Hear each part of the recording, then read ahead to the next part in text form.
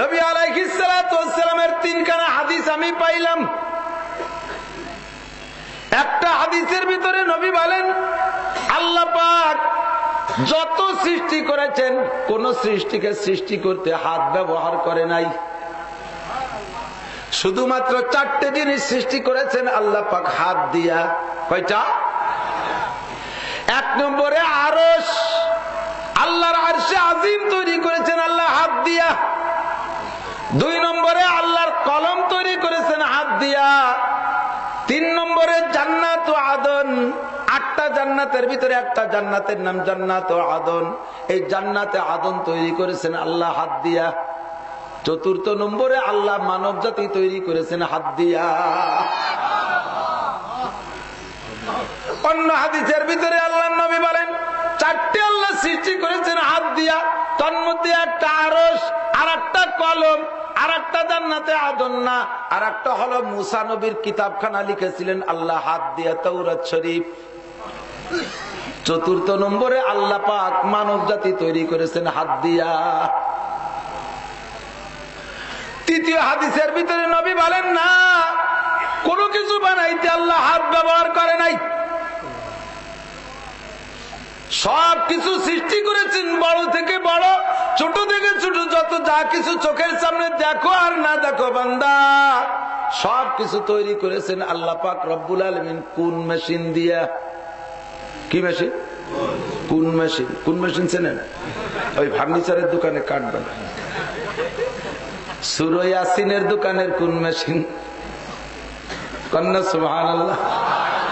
সূরা ইয়াসিনের মধ্যে কোন আছে? وَإِذَا أَرَادَ شَيْئًا أَن يَقُولَ لَهُ كُن فَيَكُونُ। জোরে বলি সুবহানাল্লাহ।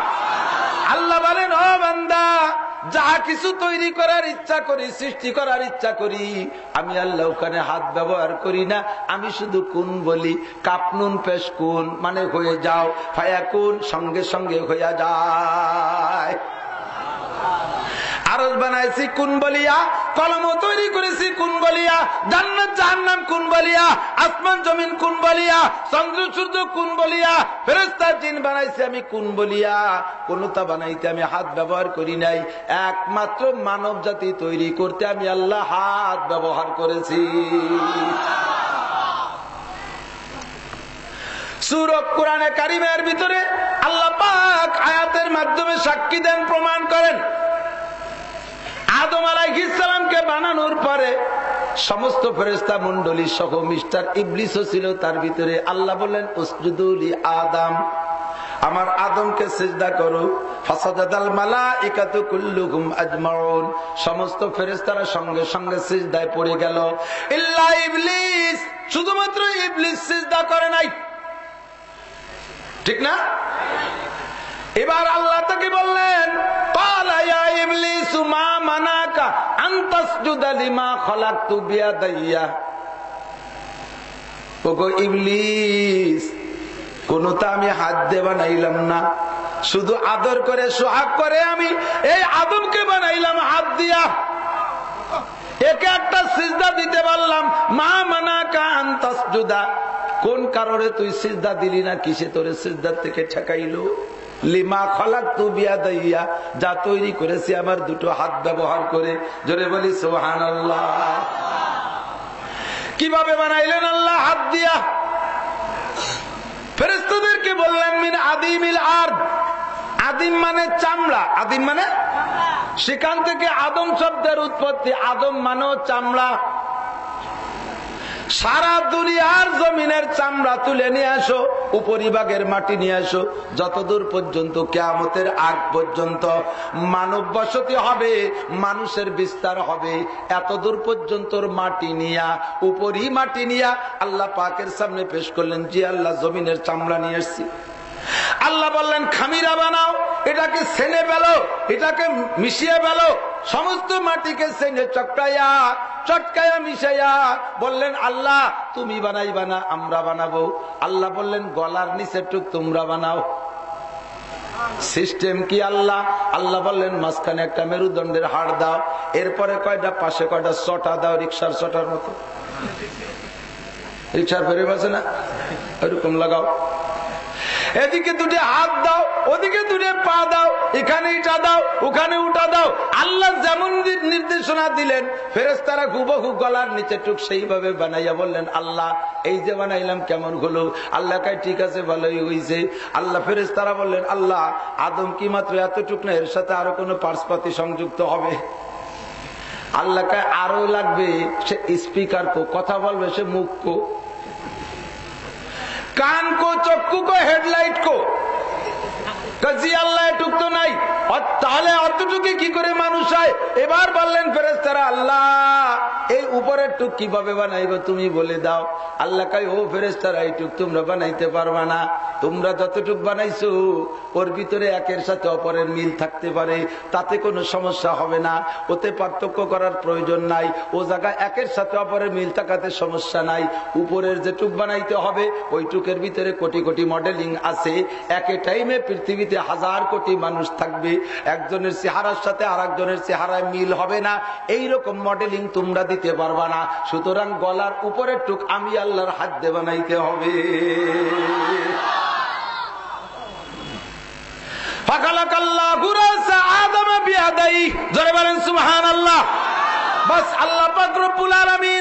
এবার নিজ হাত দিয়ে আদম আলাইহিস সালামের গলার উপরের টুক মাথাটা বানাইলেন, আদমের মাথা বানাইলেন। সুতরাং আমার মাথাও তার ভিতরে হয়ে গেল, ঠিক না?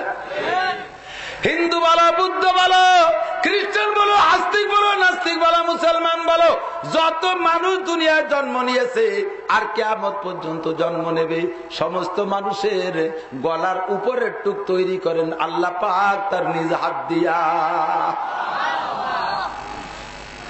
আমি এই ইতিহাস কেন বললাম? এদিক যেই জিনিসের পিছনে যার পরিশ্রম বেশি ওই জিনিসের প্রতি তার মায়া বেশি, ঠিক না? পরিশ্রম ছাড়া যেই জিনিস অর্জন হয় ওই জিনিসের প্রতি মায়া আর দরদ কম হয়। একটা লোক সারাদিন রিক্সা চালাইয়া মাথার গাম পায়ে চলে যায় তার কষ্টে অর্জিত টাকা, আর একটা লোক রাস্তায় চৌরাস্তায় একখান রুল নিয়ে দাঁড়াইলে এই ঘন্টার ভিতরে তার 1-1.5 লাখ টাকা হয়ে যায়। ওই টাকার এই টাকার দাম এক না, কথা বলেন ঠিক না? ও দোস্ত, যার টাকা যে টাকা যেমন আসে ওই টাকার মর্যাদা তেমন হয়। এক যুবকরে দেখি 300 টাকা দামের এক জোড়া ছিঁড়া স্যান্ডেল নতুন কিনছিল, 300 টাকা, যা আপাতত পুরো নিয়ে গেছে। এই স্যান্ডেল এই জুতা পরিষ্কার করতেছে, মুছতেছে 12,000 টাকা দামের একটা শালের কেনি দিয়ে। এটি কি কয়? এ যুবক, এই 12,000 টাকা দামের শাল চেনেন তো? 2016 সাল এই কাশ্মীরি চাদর, এত দামি শাল দিয়ে জুতো মোছো, জুতা কার আর শাল কার? যুবক কয়, জুতা জোড়া কিনছি আমার নিজের টাকা দিয়ে, রিক্সা চালানোর টাকা দিয়ে। শাল কার? কয় শালটা আমার শ্বশুর দিয়েছে। শ্বশুরের কিনা শাল দিয়ে নিজের 300 টাকা দামের জুতো মোছা যায়। জুতো জোড়া যদি, শালটা যদি ওর নিজের কিনা হইতো, ও শাল গায়েও দিত না, ব্যবহার করতো না, বাজাইয়া ট্রাঙ্কে আটকায় রাখতো, ঠিক না? সন্তান জন্ম দিতে মা আর বাপ লাগে, কথা বলেন। সন্তান জন্ম দিতে কি কি লাগে? মা বাপ না, নারী আর পুরুষ লাগে। মা বাপ লাগে, মা লাগে তবে বাপ লাগে না, নারী পুরুষ লাগে। অভিযোগ হবে এইটা কেমন কথা কয়, বাপ ছাড়া কি? যার সন্তান হারামজাদা, ফার্সিতে কয় হারামজাদা, বাংলায় কয় যার সন্তান। আর আমাদের গোপালগঞ্জের ওই সরাসরি পাবলিক বাংলায় কয় জাইরুর বাচ্চা, ঠিক আছে না? এ যার সন্তানকে আব্বার নাম কি বলা যাবে? বাংলাদেশে যার সন্তান নাই। সাংবাদিকদের তথ্য, প্রত্যেক বছর 70 থেকে 80,000 সন্তান জন্ম নেয় হারামজাদা। এই যার সন্তান সহশিক্ষার সহচাকরি যে জায়গা আছে ওই জায়গার থেকে প্রোডাকশন হয় 80%। বোঝেন, সহশিক্ষার সহচাকরি নাম করা যাবে না। ওখান থেকে উৎপাদন হয় 80%, আর বাকি লোকালে হয় 20%।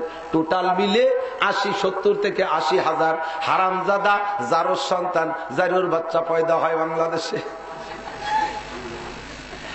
এই জারুর সন্তানরা জীবনে কোনোদিন মা বাপের পরিচয় দিতে পারবে না। কথা বলেন ঠিক কি ঠিক না? কিছুদিন মায়ের পিছে পিছে ঘুরবে, এরপরে মাকেও এড়িয়ে চলে যাবে। সেম কোয়ালিটি অল কাল্প, একেবারে কুকুরের বাচ্চার মতো। কথা কয় না? সারা পৃথিবীতে বর্তমানে কুকুরের বাচ্চা ডেলিভারি চলতেছে, ঠিক না? এক একটা কুকুরের মায়ের মা কুকুরের পিছে 2টা 3টা বাচ্চা, 7টা 8টা করে বাচ্চা আছে। কিছুদিন পর্যন্ত মায়ের পরিচয় দিয়ে মায়ের পিছে পিছে ঘুরবে, বাপের পরিচয় দেওয়ার কায়দা নাই কোনোদিন। কিন্তু দোস্ত, এরপরে যাইয়া যখন মা থেকে বিচ্ছিন্ন হয়ে যায় তখন মায়ের সাথে সম্পর্ক থাকে না। 1-1.5 বছর পরে যাইয়া মা কি ওর মা না মা ওর আর কিছু হয় তাও টের পায় না। দুনিয়ার যত জারুর সন্তানের হারামজাদা আছে, সমস্ত জারুর সন্তানের স্বভাব সেম কোয়ালিটি অফ কাল্প, কুকুরের বাচ্চার মতো। জোরে বলেন ঠিক কি না? এই জারুর সন্তানের প্রোটেকশন পদ্ধতি প্রশিক্ষণ হচ্ছে পশ্চিমা থেকে, আর সেই সূত্রে আমাদেরকেও তার সেই ট্রেনিং করানোর চেষ্টা করতেছে। ওদের বাপের পরিচয় দেওয়া সম্ভব না বিদায় ওরা কি বলা হয়, ওরা আইডি কার্ডের ভিতরে মায়ের পরিচয়টা খুব গুরুত্বের সাথে লেখে। আর এই সুন্নত বাংলাদেশও জারি হয়ে গেছে, ঠিক না? বাপের নাম আমাদের ছোটবেলায় কেউ যদি কইতো তোর মার নাম কি, কইতাম তো নাই, মনে চাইতো তোর দাঁত ফেলাই দিও, মার কথা জিজ্ঞেস করে কেন, ঠিক না? আর এখন মারে আগে লাগবে, বাপের পরিচয় থাকুক আর না থাকুক। হুন্ডা লেসকাটা আমাদেরকে লেসকাটা বানাইতে চায়। সুন্দরবন এলাকায় তো আপনারা জান নাই, আর আল্লাহ তোরে সারা দেশে ঘুরায়। সুন্দরবনে গেছি মাহফিলে, যায় দেখি নদীর পাড়ে যখন পানি শুকিয়ে যায়, ভাটায় পানি টেনে নিয়ে যায়, তখন চর জাগে, একেবারে পলিমাটির চর খুব, ওর ভিতরে বড় বড় গর্ত আছে, ছোট বড় চিকুন মোটা ভ্যারাইটি কিসিমের গর্ত আছে। গাড়া কয়, গাড়া বোঝা যাচ্ছে নাকি?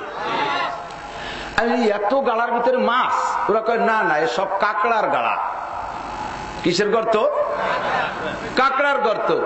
এর ভিতরে কাঁকড়া লুকায়। আর সুন্দরবনে শিয়াল আছে, এই শিয়ালে এসে ওই গর্তের ভিতরে থেকে কাঁকড়া শিকার করে খায়। কিভাবে শিকার করে? কাঁকড়ার গর্তের ভিতরে লেজ ঢুকিয়ে দেয়, আর যখন যাইয়া লেজের মাথায় কাঁকড়ার গায়ে ছোঁয়া লাগে, অনায়াসে এরকম লেজ দিয়ে কাঁকড়ারে সুরসুরি দেয়। কাঁকড়ার যখন বিরক্ত লাগে তখন খেস করে কামড়ায় ধরে, আর চট করে টাইম দিয়ে উঠে ফেলে, আর উঠেই তারপরে কাঁকড়া খায় বর্ষি। ওকে তার বর্ষি নাই, ওই সিস্টেম। জীবন ভরে হাজার হাজার শিয়ালে এভাবে কাঁকড়া শিকার করে খায়। এবার সুন্দরবনের সভাপতি শিয়াল, সভাপতি শিয়াল মানে শিয়াল সমিতির মুরব্বী, শিয়াল সংগঠনের মুরব্বী, চেয়ারম্যান শিয়াল, সভাপতি শিয়াল। এই শিয়াল একটা গর্তের ভিতরে, উনি তো মুরব্বী, উনি বড় মোটা এক গর্ত দেখে তার ভিতরে লেজ ঢুকাই দিয়েছে। বড় গর্তের ভিতরে মোটা কাঁকড়া, ওই দেশে ওইবুও কাড়া, এই ওইবুও কাড়া একটা পাইতে অনাসে যাইয়া কয়, ওরে শিয়াল জীবন ভরে খাইছো, আজকে তোরে খেলা দেখাই দেবো। ও মাথা না ধরে কোনায় দিয়ে আস্তে আস্তে কেনি দিয়ে বেয়ে যে উপরে যাই একেবারে গোড়া পাড়ি মারি দিছে। গোড়া ধরে খ্যাস করে কেটে দিচ্ছে, সম্পূর্ণ লেজ নিচে রয়ে গেছে। এবার শিয়াল সভাপতি উঠে আসছে, দেখে পাছায় লেজ নাই। উনি লেজ কাটা দম্বুরিদা আফতার, উনি তো এখন আর মাতবাড়ি করতে পারে না, দেখলে কি কবে শিয়ালরা। উনি এবার কায়দা করে একটু লুঙ্গি মুঙ্গি দিয়ে পাছায় একটু ডেকে ডেকে ভাতা হতে যায়। একটা শিয়াল সম্মেলন ডাকছে, জনসভা, সমস্ত শিয়াল চলে আসছে। উনি কায়দা করে লুকায় বসে বলতেছে, জনগণ তোমরা আমাকে মুরব্বী হিসেবে মানো, শেষকালে একটা ওয়াজ করে যাই। কি ওয়াজ করবেন করেন? কয় আমাদের পূর্বপুরুষের কথাগুলো বলে গেলে আমরা বিপদে পড়তাম না। আমরা তো থাকি লুকাইয়া পালাইয়া, আমাদের শিকার টিকার করে খেতে হয়, অনেক সময় গ্রামে ঢুকে মুরগি টুরগিও খাইতে হয়। আবার মানুষের চোখের সামনে পড়লে আমাদের ধাওয়া দাবড়ার পিটেনের অভাব নাই, আমাদের ওই সময় কোনোটাই কোনো সমস্যা হয় না। এই লেজটাই আমাদের বড় বিপদের। হয়তো চিপা চাপার ভিতরে দৌড় মারলাম, কোনো বাঁশকুটির সাথে লেজটা যদি পেঁচায় যায় তখন আমরা মাইর খাবো, ধরা খাবো। এই লেজটা আমাদের মহা বিপদের। তোমরা কি বলো, এই লেজটা সকলে অপারেশন করে কেটে ফেললি কেমন হয়? উনি যদিও সভাপতি শিয়াল, মুরব্বী শিয়াল, মকলেসরাও তো শিয়াল, ওকে তো পণ্ডিত, ওকে তো বুদ্ধি কম নাই। এবার মখলেসরা স্লোগান দিচ্ছে, মুরব্বী তাহলে আপনি একটু উঠে দেখেন আপনার অবস্থা কি। উনি উঠতেই চায় না, সবাই ধাক্কায় ঠেলে উঁচু করে দেখে যে উনার পাশায় লেজ নাই। এবার শিয়ালরা কয়, ও মুরব্বী, তোমার চাইতে হাজার হাজার মুরব্বী আমাদের চলে গেছে, আমরা বিশ্বকোষ পড়ে দেখলাম কোন ইতিহাসে লেখা নাই যে আমাকে কোন শিয়াল জাতি লেজের কারণে বিপদে পড়ছে, পড়লি অন্য কারণে পড়ছে, লেজে জড়াইয়া কোন জায়গা থাকছে এমন কোন নমুনা নাই। তুমি কোন জায়গা যাইয়া কোন বিপদে পড়ে তোমার লেজ চলে গেছে, এই জন্য সাই গোষ্ঠীরে তুমি আজকে লেজ কাটা বানাইতে চাচ্ছ। আমরা বুদ্ধি আমরা বুঝে ফেলাইছি, আমাদের লেজ কোনোদিনও কাটতাম না। ঠিক? ওরা সেক্স ফ্রি করে দিয়া, ফ্রি সেক্স করে দিয়া, এরপরে নারীতে নারীতে বিয়ে পদ্ধতি চালু করিয়া, পুরুষে পুরুষে বিয়ে পদ্ধতি চালু করিয়া ফ্রি সেক্স করিয়া দিয়া, ও দোস্ত তাদের ল্যাস দম পুরিদা হয়ে গেছে, ল্যাস কাটা হয়ে গেছে। এখন বাপ খুঁজে পায় না, ওদের কোনো মুরব্বী নাই, বাপ নাই, ওদের ল্যাস কাটা। তাই ওরা চাইতেছে মুরব্বীগিরি দেখায়া সারা দুনিয়ার মানুষকে ল্যাস কাটা বানাবে। ঠিক কি ঠিক না? আমরা তোমাকে সুন্নতের পর চলি না, আমাদের সুন্নতের গুরু আলাদা, আমাদের রাহবার, আমাদের মুরব্বী বিশ্বনবী মুহাম্মদুর রাসূলুল্লাহ সাল্লাল্লাহু আলাইহি ওয়াসাল্লাম।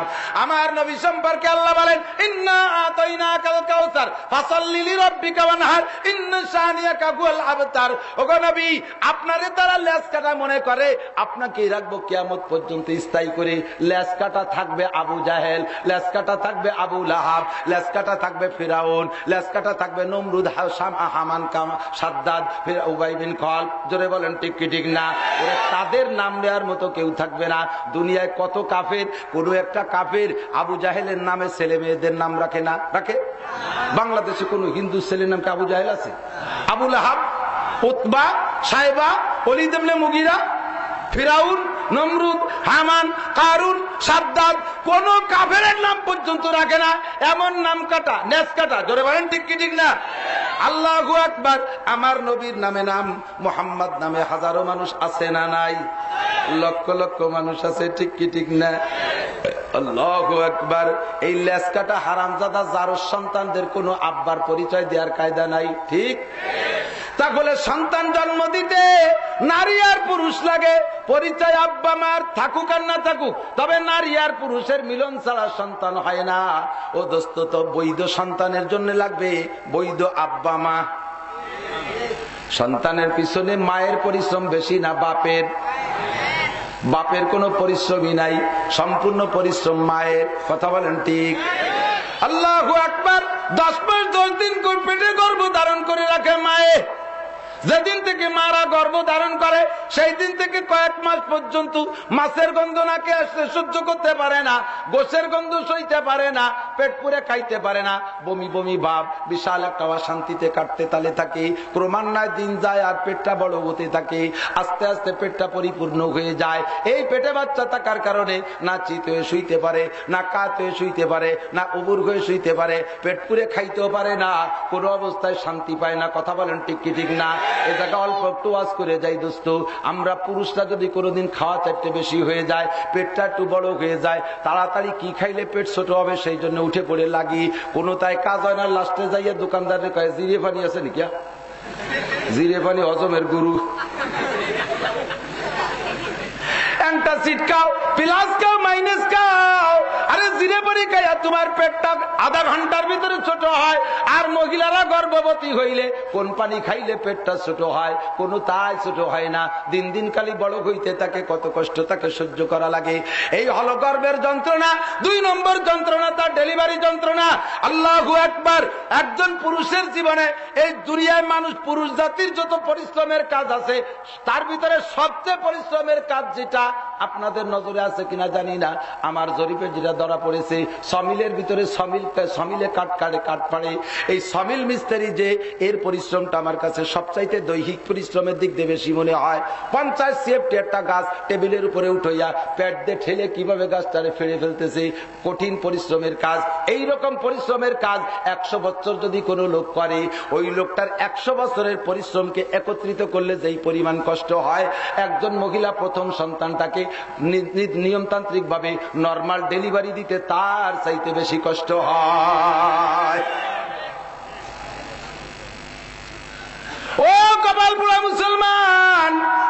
তোমার স্ত্রীরা তোমাকে এই পরিমাণ কষ্ট করিয়া সন্তান ডেলিভারি করাই দিল, আর এই সন্তানের পরিচয় হবে তুমি আব্বার সাথে।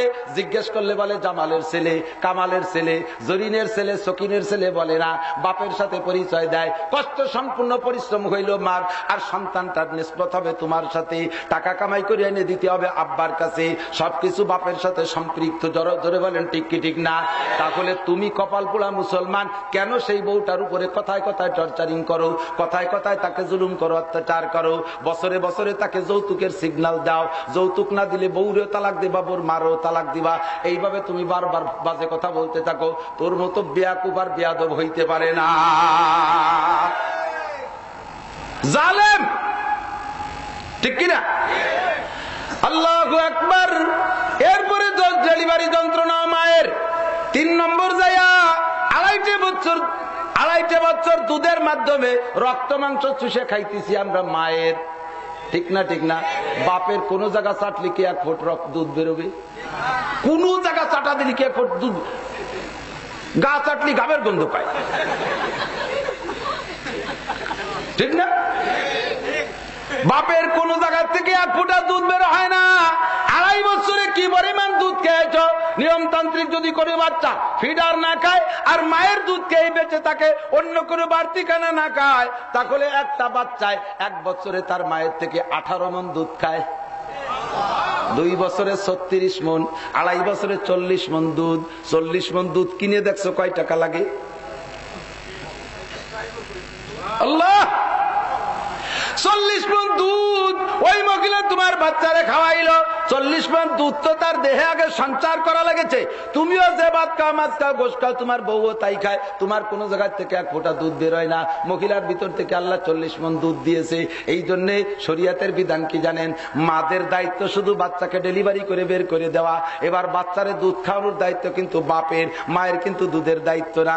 মাকে যদি ওই বাচ্চারে দুধ খাওয়াইতে হয়, তাহলে মাকে উপযুক্ত হাদিয়া দিতে হবে। সর্বপ্রথম তাকে প্রত্যেক দিন 1 কবজি পরিমাণ, এই কবজি ভিজে পর্যন্ত দুধ খাওয়াইতে হবে মাকে। কবজি ভিজে মানে বাকিতে অল্প একটু, তুই এই কবজি ভিজে দেবে, কি বোঝে তা আল্লাহ জানে। বল ভরে দুধ দিবা, হাত নামাই দিলে কবজি পর্যন্ত ডুবে যাবে। এই পরিমাণ দুধ মারে যদি খাওয়াও, তাহলে মায়ে বাচ্চারে দুধ খাওয়াইবে। নচেত মা যদি ব্রেক করে দেয়, তোমার বাচ্চারে আমি দুধ খাওয়াইতে পারবো না, ওই মায়ের উপর কোনো জুলুম অত্যাচার চলবে না, ওর পর কোনো প্রেসার চলবে না। আগের জামানায় এমনই ছিল, যার কারণে নবী আলাইহিস সালাতু ওয়াস সালামও নিজের মা আমেনার দুধ বেশি দিন খায় নাই, মাত্র 3 মাস খেয়ে মা হালিমাতুস সাদিয়া রাদিয়াল্লাহু তাআলা আনহার কাছ থেকে দুধ কিনে খাইছে। ও জায়গাতে দুধ কিনে খাইছে খাজা আব্দুল মুত্তালিব, খাজা আবু তালেব, ইনরা টাকা দিয়েছে হালিমা সাদিয়াকে, আর নবী পয়সার বিনিময়ে দুধ খেয়েছে। ও দোস্ত, ওই কালে এই পদ্ধতি ছিল, এইটাই হলো শরিয়াত। মায়ের থেকে যদি বাচ্চারে দুধ খাওয়াইতে হয়, মাকে পরিমাণ মতো ঘাস দিতে, গাছ থেকে যদি দুধ খাইতে হয়, গাভীরে পরিমাণ মতো খাওয়াইতে হবে। কথা বলেন ঠিক না ঠিক না? গাভীরে যদি না খাওয়াইয়া তুমি ডেলি ডেলি বালতি নিয়ে যাও, দুধ দেবে না, তোমার কপালে দূরে লাথি দেবে। গাভীতে ছাটি দেয় না, লাথি দেয় না। এদেশের মহিলারা নিজেদের দাম নিজেরা কমাইছে। কথা বলেন, মহিলাদের দাম যদি তারা ধরে রাখতে পারত, তাহলে আজকে এই পরিমাণই তারা পাইতো। নিজেদের দাম নিজেরা কমাইছে, একেবারে গায়ে নিয়ে দিয়েছে রাস্তাঘাটে। গরু ছাগলের চাইতে তারা বেদাবি হয়ে গেছে। যার কারণে দোস্তরে, কোন মহিলা যদি তার স্বামীরে ব্রেক করে, তুমি যদি কবজি ভিজা পর্যন্ত দুধ না খাওয়াও, আমি নাসিরুদ্দির কাছ থেকে শুনিয়ে আসছি, তাহলে তোমার বাচ্চারে আমি পালতে পারবো না। তাহলে ওই মহিলার কপালে কি হবে? ওর গোষ্ঠী সহ তালাক হইয়া যাবে। 3 নম্বর পরিশ্রম, দুধ খাওয়াইছে 2.5 বছর। 4 নম্বর পরিশ্রম, রাতের বেলা 40 খান কাতা পেশাব করে পায়খানা করে ভিজাইছি, বাপে কোনোদিন পরিষ্কার করে না। যদি বাচ্চার পেশাব একটু গড়াইয়া কাঁথার নিচ দিয়ে, বিছনার নিচ দিয়ে বাপের পিঠের নিচে চলে যায়, শীতকালে দিন একটু পিঠের নিচে ভিজে ভিজে মনে হয়, লাভ দিয়ে উঠে জাম করে উঠা বউরে 2 থাপ্পড় মাইরা, বাচ্চারে 2 গালি দিয়ে কয়, শয়তানকে জ্বালায় ঘুমোতে পারলাম না, আমি গোয়াল ঘরে যাই। গোয়াল ঘর ছেড়েন, গরু থাকে, ও আর এক রুমই যায়। বাপে যে সিদ্ধান্ত নিল, এই সিদ্ধান্ত যদি সব মারা নিতেন, তাহলে আমরা কেউ বেশ বাঁচতে পারতাম, বড় হতে পারতাম? ও দোস্ত, আমরা পারতাম না।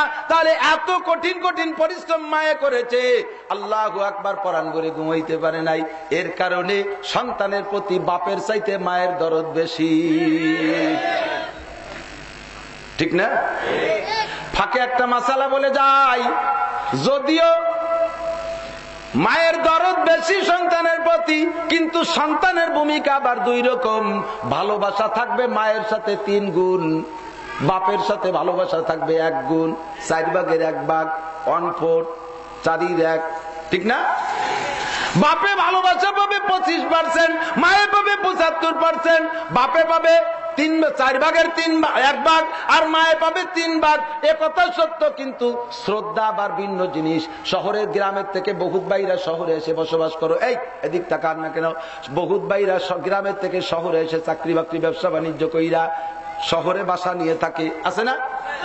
এই চাকরির ভিতরে আপনার যে বাসাটা, ভালো করিয়া, আপনার বাসার ভিতরে ছোট্ট একটা বাসা, এর ভিতরে একটা ছোট খাট আছে আর একটা চেয়ার আছে।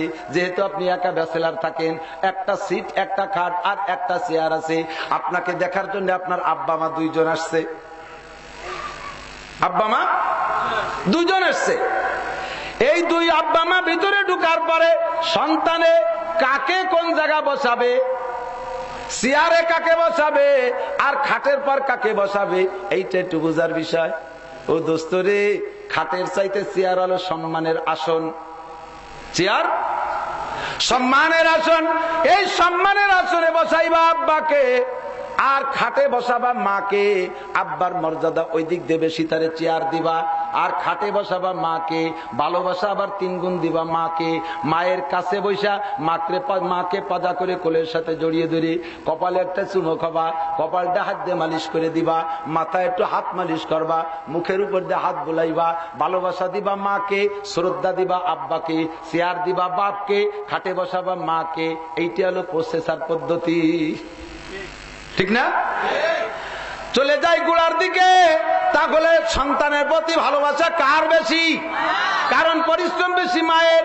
এই রেফারেন্স গুলো আমি এই জন্য দিয়েছি দোস্ত, এক কথায় বলতে হবে, যার প্রতি যার পরিশ্রম বেশি তার প্রতি তার মায়া বেশি।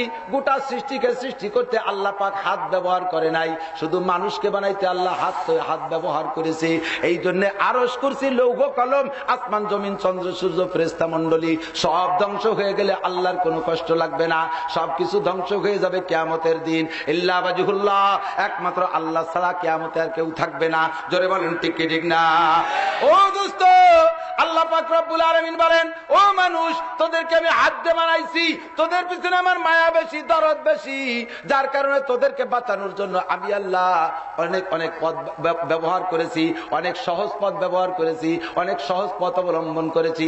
বান্দারে, তোরা যদি জাহান্নামী হোস আমার বড় কষ্ট লাগবে, তোরা যদি দোজখে পড়িস আমার বড় কষ্ট লাগবে, কারণ তোদেরকে বানাইছি আমি আল্লাহ হাত দিয়া। জোরে বলেন সুবহানাল্লাহ। যেদিন থেকে তোদের বানাইছি ওই দিন থেকে তোদের পিছনে আন্তর্জাতিক মানে শত্রু কিয়ামত পর্যন্ত হায়াতের গ্যারান্টি নিয়ে গেছে আমার কাছ থেকে, আর অনেক অনেক ক্ষমতা নিয়ে গেছে আমার কাছ থেকে। তোদেরকে দুনিয়াতে জান্নাত থেকে বের করবে, আর বের তা করেও ছাড়ছে, আবার কোনোদিন জান্নাতে ঢুকতে দেবে না। এই কথা আমার কাছে বলে গেছে। সুতরাং ওদিকে আমি বানাইছি তোদেরকে হাত দিয়া, আবার তোদেরকে আমি জাহান্নামে যাইতে দেব না, আমি তোদের আগুনে পোড়া সহ্য করতে পারি না। এই জন্য আমি আল্লাহ জানি ওই শয়তান তোদেরকে দুনিয়ায় যাইয়া 2 প্রকারের গুনাহ করাবে। গুনার সংখ্যা কয় প্রকার? 2 প্রকারের গুনাহ করাবে, প্রকার ভেদ 2টা। 2 প্রকারের গুনাহ করাবে শয়তান। আল্লাহ এটা জানে কি জানে না? জোরে বলেন জানে। আল্লাহ কয় শয়তান 2 প্রকারে গুনাহ করাবে। গুনাহ 2টার নাম হলো কবিরা আর সগীরা। জোরে বলেন কবিরা আর সগীরা। কবিরা মানে বড় গুনাহ, সগীরা মানে ছোট গুনাহ। বড় গুনাহ আর ছোট গুনাহ, দেখতে যেটা বড় ওর নাম কবিরা, দেখতে যেটা ছোট ওর নাম সগীরা। এই 2 প্রকারের গুনাহ শয়তান করাবে। আর 2 প্রকারের গুনার বিচার আমার পক্ষ থেকে হলো, কবিরা হোক আর সগীরা হোক উভয় গুনার একই শাস্তি। একটা কবিরা গুনার জন্য 7000 বছর জাহান্নাম, একটা সগীরা গুনার জন্য 7000 বছর জাহান্নাম। কবিরা আর সগীরা শাস্তির দিক দিয়ে কোনো কম নাই, শুধু বাহ্যিক দৃষ্টিতে দেখতে একটা বড় আর একটা দেখতে ছোট। আমি ভিতরে ভিতরে আপনাদের পক্ষ থেকে মুফাসসিরের কাছে তো প্রশ্ন করলাম যে বড় গুনাহ যদি 7000 বছর হয়, ছোট গুনাহ একদিন কোমলিত হওয়া দরকার, ওটা তো ছোট গুনাহ। কথা বলেন, সগীরা গুনাহ। কবিরা গুনাহ যদি 7000 বছর হয়, সগীরা গুনাহ কেন 7000 বছর হবে? একটু তো কম হওয়া দরকার। তাফসীর কারক মুফাসসির লিখেছে একটা, এদিক তাকান, সাপে কাটা মানুষ দেখেছেন না আপনারা? সাপে কাটা মানুষ মরে, এটাও জানেন না? সাপে কাটলে মানুষ মরে না? মরে। সাপে কাটা মানুষ মরতে দেখেছেন। এবার একটা লোকরে বড় একটা সাপ, 4 হাত লম্বা একটা সাপে কামড় দিলে, দংশন করলে মানুষটা মারা যায়। ওই সাপের ছোট্ট একটা সাপ বাচ্চা আছে 1 বিঘের, কাল সাপ, কেউটো সাপের 4 হাত লম্বা সাপটায় কামড় দিলে মারা যায়। ওই সাপটার 1 বিঘে আধা হাত লম্বা ছোট্ট একটা বাচ্চা আছে, ওই সাপটায় কামড়ালি তো মরে না? হ্যাঁ মরে। 2 দিন বেশি টাইম লাগে একই টাইমে, ঠিক? এটা দিয়ে সগীরে সাপ। কবিরা সাপে কামড়াইলো মারে, সগীরা সাপে কামড়াইলো মারে। কবিরা সাপে কামড়াইলো যে টাইমে মারে, সগীরা সাপে কামড়াইলো সেই টাইমে মারে। কথা বলেন ঠিক কি ঠিক না? তাই যদি সত্য হয়, যত গুনাহ আছে সগীরা হোক আর কবিরা হোক সবই আল্লাহর নাফরমানি। আল্লাহর নাফরমানির বিচার আল্লাহ রেখেছেন, এক একটা গুনার কারণে 7000 বছর জাহান্নাম। আমি দোস্ত আপনাদের কাছে এই গুনার আলোচনাগুলো নিয়ে আসছি। আপনারা মনে মনে কষ্ট পাচ্ছেন নাকি আমি জানি না, যে হুজুরের কাছে চাইলাম, হুজুরকে ডেকে নিয়ে এসেছি ইবাদত করে কি করে জান্নাতে যাব। হুজুর কতগুলো গুনাহ নিয়ে আসছে। হ্যাঁ, গুনার ভিতরে ইনশাআল্লাহ জান্নাতের ব্যবস্থা থাকবে, আল্লাহ যদি কবুল করে। গুনাহ 2 প্রকার, কবিরা আর সগীরা। হিসাব করেন কয় প্রকার? মস্ক করাই দেই, কিয়ামতে যে অস্বীকার করতে পারবেন না যে এগুলো শুনি নেই, জানি না কোনোদিন। আপনি যখন মুখ দিয়ে বলছেন, সঙ্গে সঙ্গে কিরামান কাতিবিনা ইয়ালামুনা মা তাফআলুন মা ইয়ালফিজু মিন কাওলিন ইল্লা লাদাইহি রাকিবুন আতীদ। মুখে বলার সঙ্গে সঙ্গে এই ডান কাদের ফেরেশতা বাম কাদের ফেরেশতা তা লিখে ফেলাইছে। কথা বলেন ঠিক কি ঠিক না? গুনাহ 2 প্রকার, কবিরা আর সগীরা। এই গুনাহগুলো আপনাকে জানতে হবে। এবার আল্লাহ বলে, নাসির তাড়াতাড়ি বলো, ও বান্দা, আমি যেহেতু তোদেরকে হাত দিয়ে তৈরি করেছি, তোদের পিছনে আমার দরদ আর মায়া আর ব্যথা অনেক বেশি। এজন্য তোদেরকে বাঁচানোর জন্য আমি আল্লাহ একটা নতুন পথ অবলম্বন করেছি। বান্দারে, জীবনে যত সগীরা গুনাহ করবা, জীবনে যত সগীরা কবিরা গুনাহ করবা, এই 2 প্রকারের গুনার 1 প্রকারের গুনাহ আমি আল্লাহ বিনা তওবায় ক্ষমা করে দেব। 2 প্রকারের, 1 প্রকারের গুনাহ মাপ চাওয়া লাগবে না, তওবা করা লাগবে না, আমি আল্লাহ বিনা তওবায় ক্ষমা করে দেব। আমি মনে মনে চাইলাম যে তাহলে আল্লাহ যেহেতু 2 প্রকারের 1 প্রকারের গুনাহ বিনা তওবায় ক্ষমা করে দেবে, আল্লাহর এবার কোন প্রকারের গুনার দায়িত্ব দেওয়া যায়? কইলাম যে আল্লাহ, তাহলে তুমি কবিরা গুনার দায়িত্বটা নাও। তুমি কবিরা গুনার দায়িত্বটা নাও, ওইটা বিনে তওবা মাফ, সগীরে টগীরে যা আছে আমরা দেখবো। আল্লাহ কয়, তুমি তো বোকা বলদ, বোঝো না বলে তাই বলতেছ। ওরে, কবিরা গুনার চাইতে সগীরা গুনাহ বেশি ডেঞ্জারাস, বিপজ্জনক। এদিক বোঝেন, একটা বড় সাপে দংশন করতে গেলে ফনা তোলে না? সাপটা যদি বড় হয়, ফনাটা বড় হয়, আর ফস করে একটা শব্দ করে। সাপ যদি বড় হয়, তার শব্দটা জোরে হয়, শব্দটা কানে আসে, শুনতে পারে, জাম করে লাভ দিয়ে আত্মরক্ষা করতে পারি। সাপটা যদি ছোট হয়, তার শব্দটা ছোট হয়, ওইটা কানে আসে না, ওর থেকে বাঁচা বড় কঠিন। কামড় দিলে তো একে টাইমে মরবে। ও প্যান্টের মধ্যে দিয়ে ঢুকে যাইতে পারে, ও শার্টের ভিতরে পেঁচায় যাইতে পারে, ও বালিশের তলে লুকায় থাকতে পারে, ও জুতার ভিতরে মোজার ভিতরে পেঁচায় থাকতে পারে। ও জায়গা মার দিলে তো তুমি মরবার দেরি একটু কিন্তু বেশি লাগবে না। কথা বলেন ঠিক কি ঠিক না? সুতরাং বড় সাপের চাইতে ছোট সাপ বেশি বিপজ্জনক। এই জন্য নাসির, তুমি বোঝো নাই বলে আমাকে তুমি বড় গুনার দায়িত্ব দিচ্ছ না, আমি ছোট গুনার দায়িত্ব নিলাম। আল্লাহ কা ইনতাজতানিবু কাবাইরা মা তুনহাউনা আনহু নুকাফির আনকুম সাইয়্যাতিকুম। তুমি যদি সমস্ত কবিরা গুনাহ থেকে বেঁচে থাকতে পারো, আমি আল্লাহ তোমার সমস্ত সগীরা গুনাহ বিনা তওবায় ক্ষমা করে দেব। আল্লাহর মতো আল্লাহ হয় না, ঠিক না? চমৎকার আল্লাহ। কি দায়িত্ব ছিল আল্লাহ, আমরা নাফরমানি করব আর তাই এমনি এমনি মাফ করে দেবে। কন্যা সুবহানাল্লাহ। এত ভালো আল্লাহ হয়? ইচ্ছে ভালো আল্লাহ হয় না। সুবহানাল্লাহ। আল্লাহ কয় সগীরা গুনাহ মাফ করে দেব, শর্ত হলো ইনতাজতানিবু কাবাইর, যদি তুমি কবিরা গুনাহ পরিহার করতে পারো। আমি জানতে চাইলাম আল্লাহ তুমি সগীরা গুনাহগুলো মাফ করবা, তার পদ্ধতি কি, কোন সিস্টেমে মাফ করবা? আল্লাহ কয় আকিমিস সালাতা তারাফাইন নাহারি ওয়া যুলাফাম মিনাল লাইল ইন্নাল হাসানাত ইযহিবনাস সাইয়্যাত যালিকা যিকরা লিয-যাকিরিন। কুরআন খালি সাজানো, কোন সুবহানাল্লাহ। আল্লাহ কয় আকিমিস সালাত, আমার হাতের দিকে তাকান, আকিমিস সালাতা তারাফাইন নাহারি ওয়া যুলাফাম মিনাল লাইল ইন্নাল হাসানাতি ইযহিবনাস সাইয়্যাত যালিকা যিকরা লিয-যাকিরিন। আল্লাহ কয় দিনে রাতে 5 ওয়াক্ত নামাজ পড়ো। আমার নাসিরের হাতের দিকে তোমরা একটু তাকাও, হাতের 5টা আঙ্গুল আপনারটাও এরকম করলে এরকমই হবে। যে আঙ্গুলটা যেদিক যতটা ফাঁকা হয়, যেদিক যতটা ফাঁকা হয় তাতে সব ফাঁকাগুলো এক সাইজ হবে না। কথা বলেন ঠিক না? এইটার থেকে এইটা একটু বেশি, এরপরে ছোট ছোট, এরপরে এইটার থেকে এইটা অনেক বেশি। এইটার নাম ফজর, এইটার নাম জোহর, মাঝারি ধরনের গ্যাপ।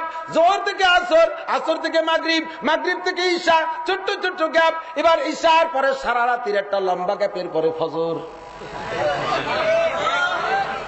ঠিক না?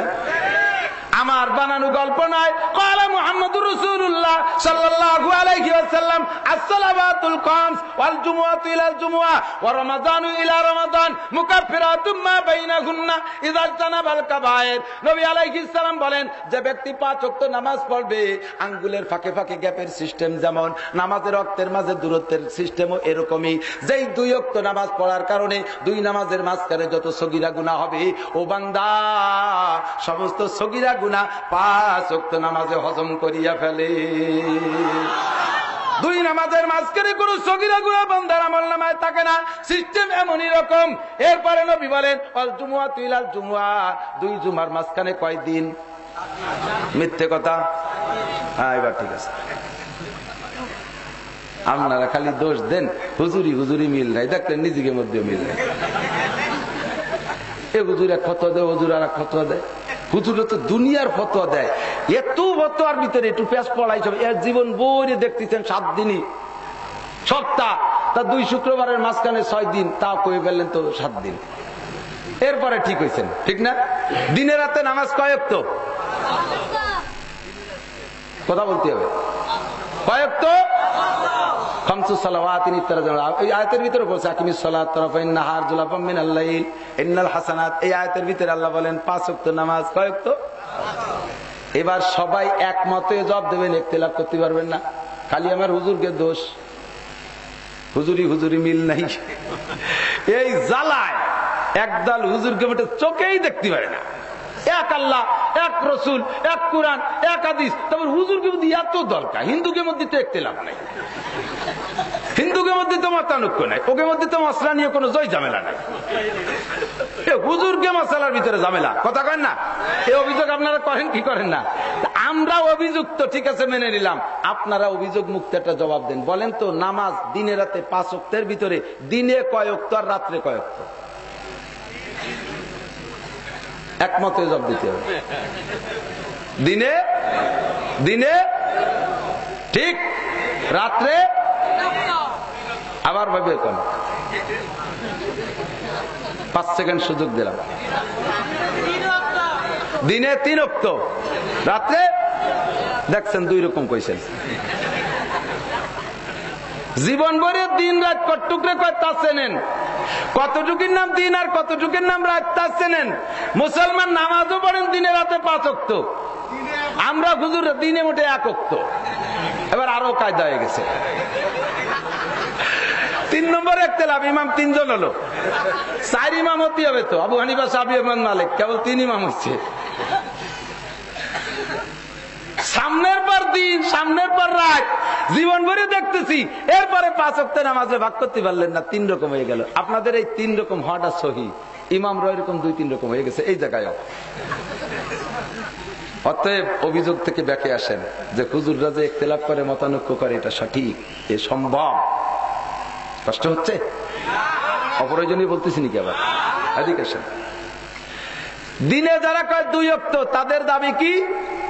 যে দিন বলে কাকে? সূর্য যতক্ষণ আকাশে থাকে অতক্ষণের নাম দিন, ঠিক না? অতএব সূর্য উঠার আগে রাত, আর সূর্য ডুবার পরে রাত। সুতরাং মাগরিব আর ইশা আর ফজর সূর্য ওঠার আগে, এইটা রাতের নামাজ, দিনের বেলা জোহর আর আসর। ঠিক না? এদের যুক্তি এইটা। অতএব দিনে নামাজ 2 ওয়াক্ত। এবার যারা কয় না দিনে 3 ওয়াক্ত, তাদের দলিল কি? রোজা রাখেন কি দিনে না রাতে? ভালো করে বোঝেন। দিনে। রোজা কখন? দিনে। ঠিক না? হ্যাঁ, হুজুর বলেন কুমু লাইলাহা ওয়া সুমু ইয়াওমাহা, রাতে ইবাদত করো, দিনে রোজা রাখো। রোজা হলো দিনের ইবাদত। এবার দিন কারে কয়? দিন শুরু হয়েছে, রোজা কাকে বলে? রোজা তো দিনে। রোজা যদি দিনে হয় আর দিন যদি হয় সূর্য যতক্ষণ আকাশে থাকে অতক্ষণের নাম যদি দিন হয়, তাহলে বেলা উঠার 1 মিনিট আগে সেহরি খাইলে রোজা হইতে হবে। তা কি হবে নাকি? কথা বলেন হবে?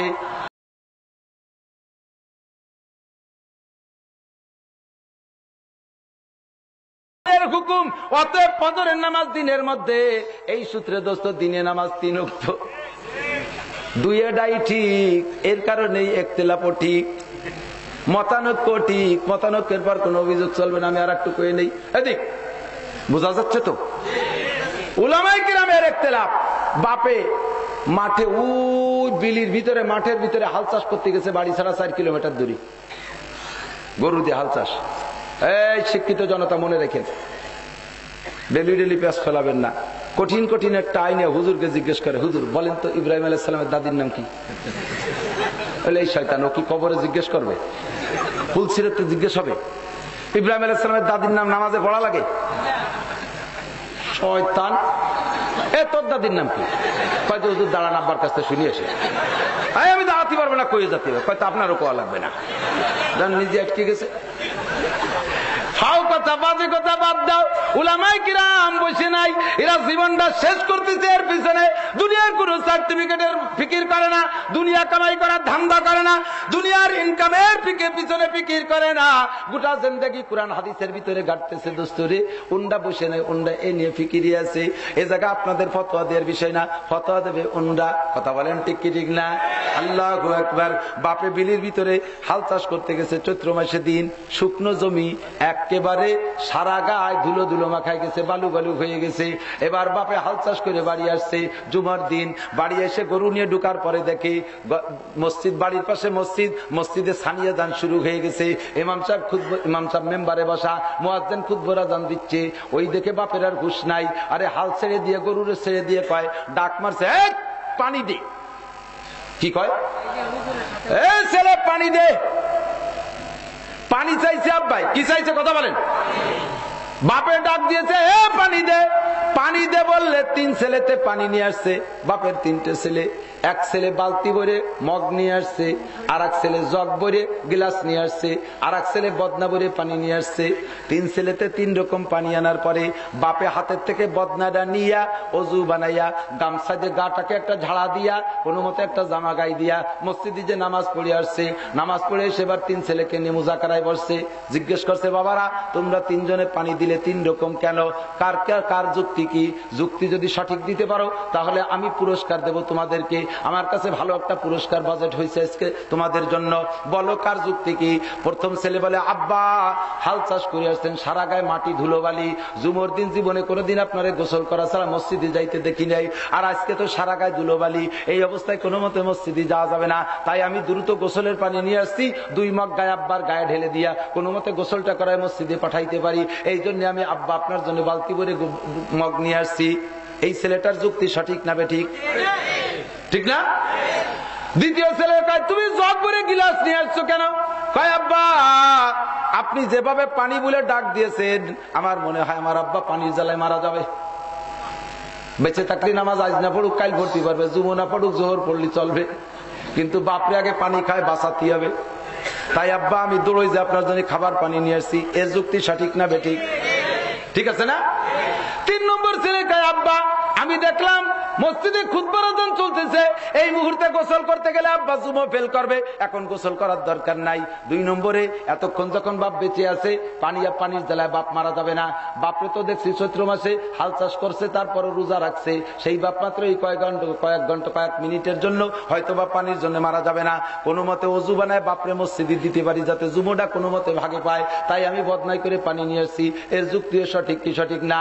বাপে যাইয়া তার হাত থেকে বদনা নিয়ে পানি নিয়ে অজু বানায় গিয়েছে, বাকি 2 জনের পানি যদিও ব্যবহার করে নাই, কিন্তু তাদের পানি আনার পিছনে যুক্তি সঠিক, ঠিক না? এবার বাপে যদি পানির বিনিময়ে পুরস্কার দিতে হয়, 3 ছেলেকে সমান দিতে হবে। কথা বলেন ঠিক না? ও দোস্ত, যদিও বাকি 2 জনের পানি ব্যবহার করে নাই, তারপরও বাপে ওদেরকেও পুরস্কার দিতে হবে সঠিকভাবে। আল্লাহু আকবার। আমি এই জায়গায় 2টো কথা বলে নেই দোস্ত। বাপের কাছ থেকে ছেলেরা বাংলা শিখছে, বাপের কাছ থেকে কথা বলা শিখেছে। ওই ছেলেরা বাপের কাছ থেকে জীবন ভরে কথাবার্তা বলে, বাপের সাথেই কথা বলে, এরাও বাংলা বলে, বাপেও বাংলা বলো। বাপে মাত্র একটা কথা বলেছে, পানি দে, সেই পানি যদি 3 রকম দেয় আর 3 রকম পানি দেয়া যদি সহি হয়, তাহলে আল্লাহ কামুল হাকিমিন কোরআনে কারীম নাজিল করেছে।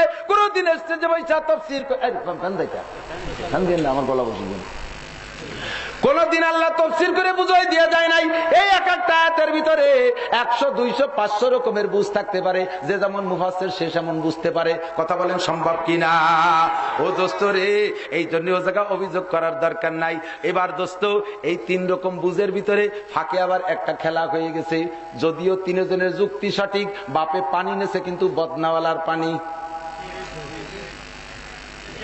ঠিক না? পানি নেছে কার? বদনাওয়ালার। 4 ইমামে 4 রকম বুঝছে, 4 ইমামে 4 রকম বুঝেছে। 4 জনের যুক্তি সঠিক, 4 জনের দলিল সঠিক।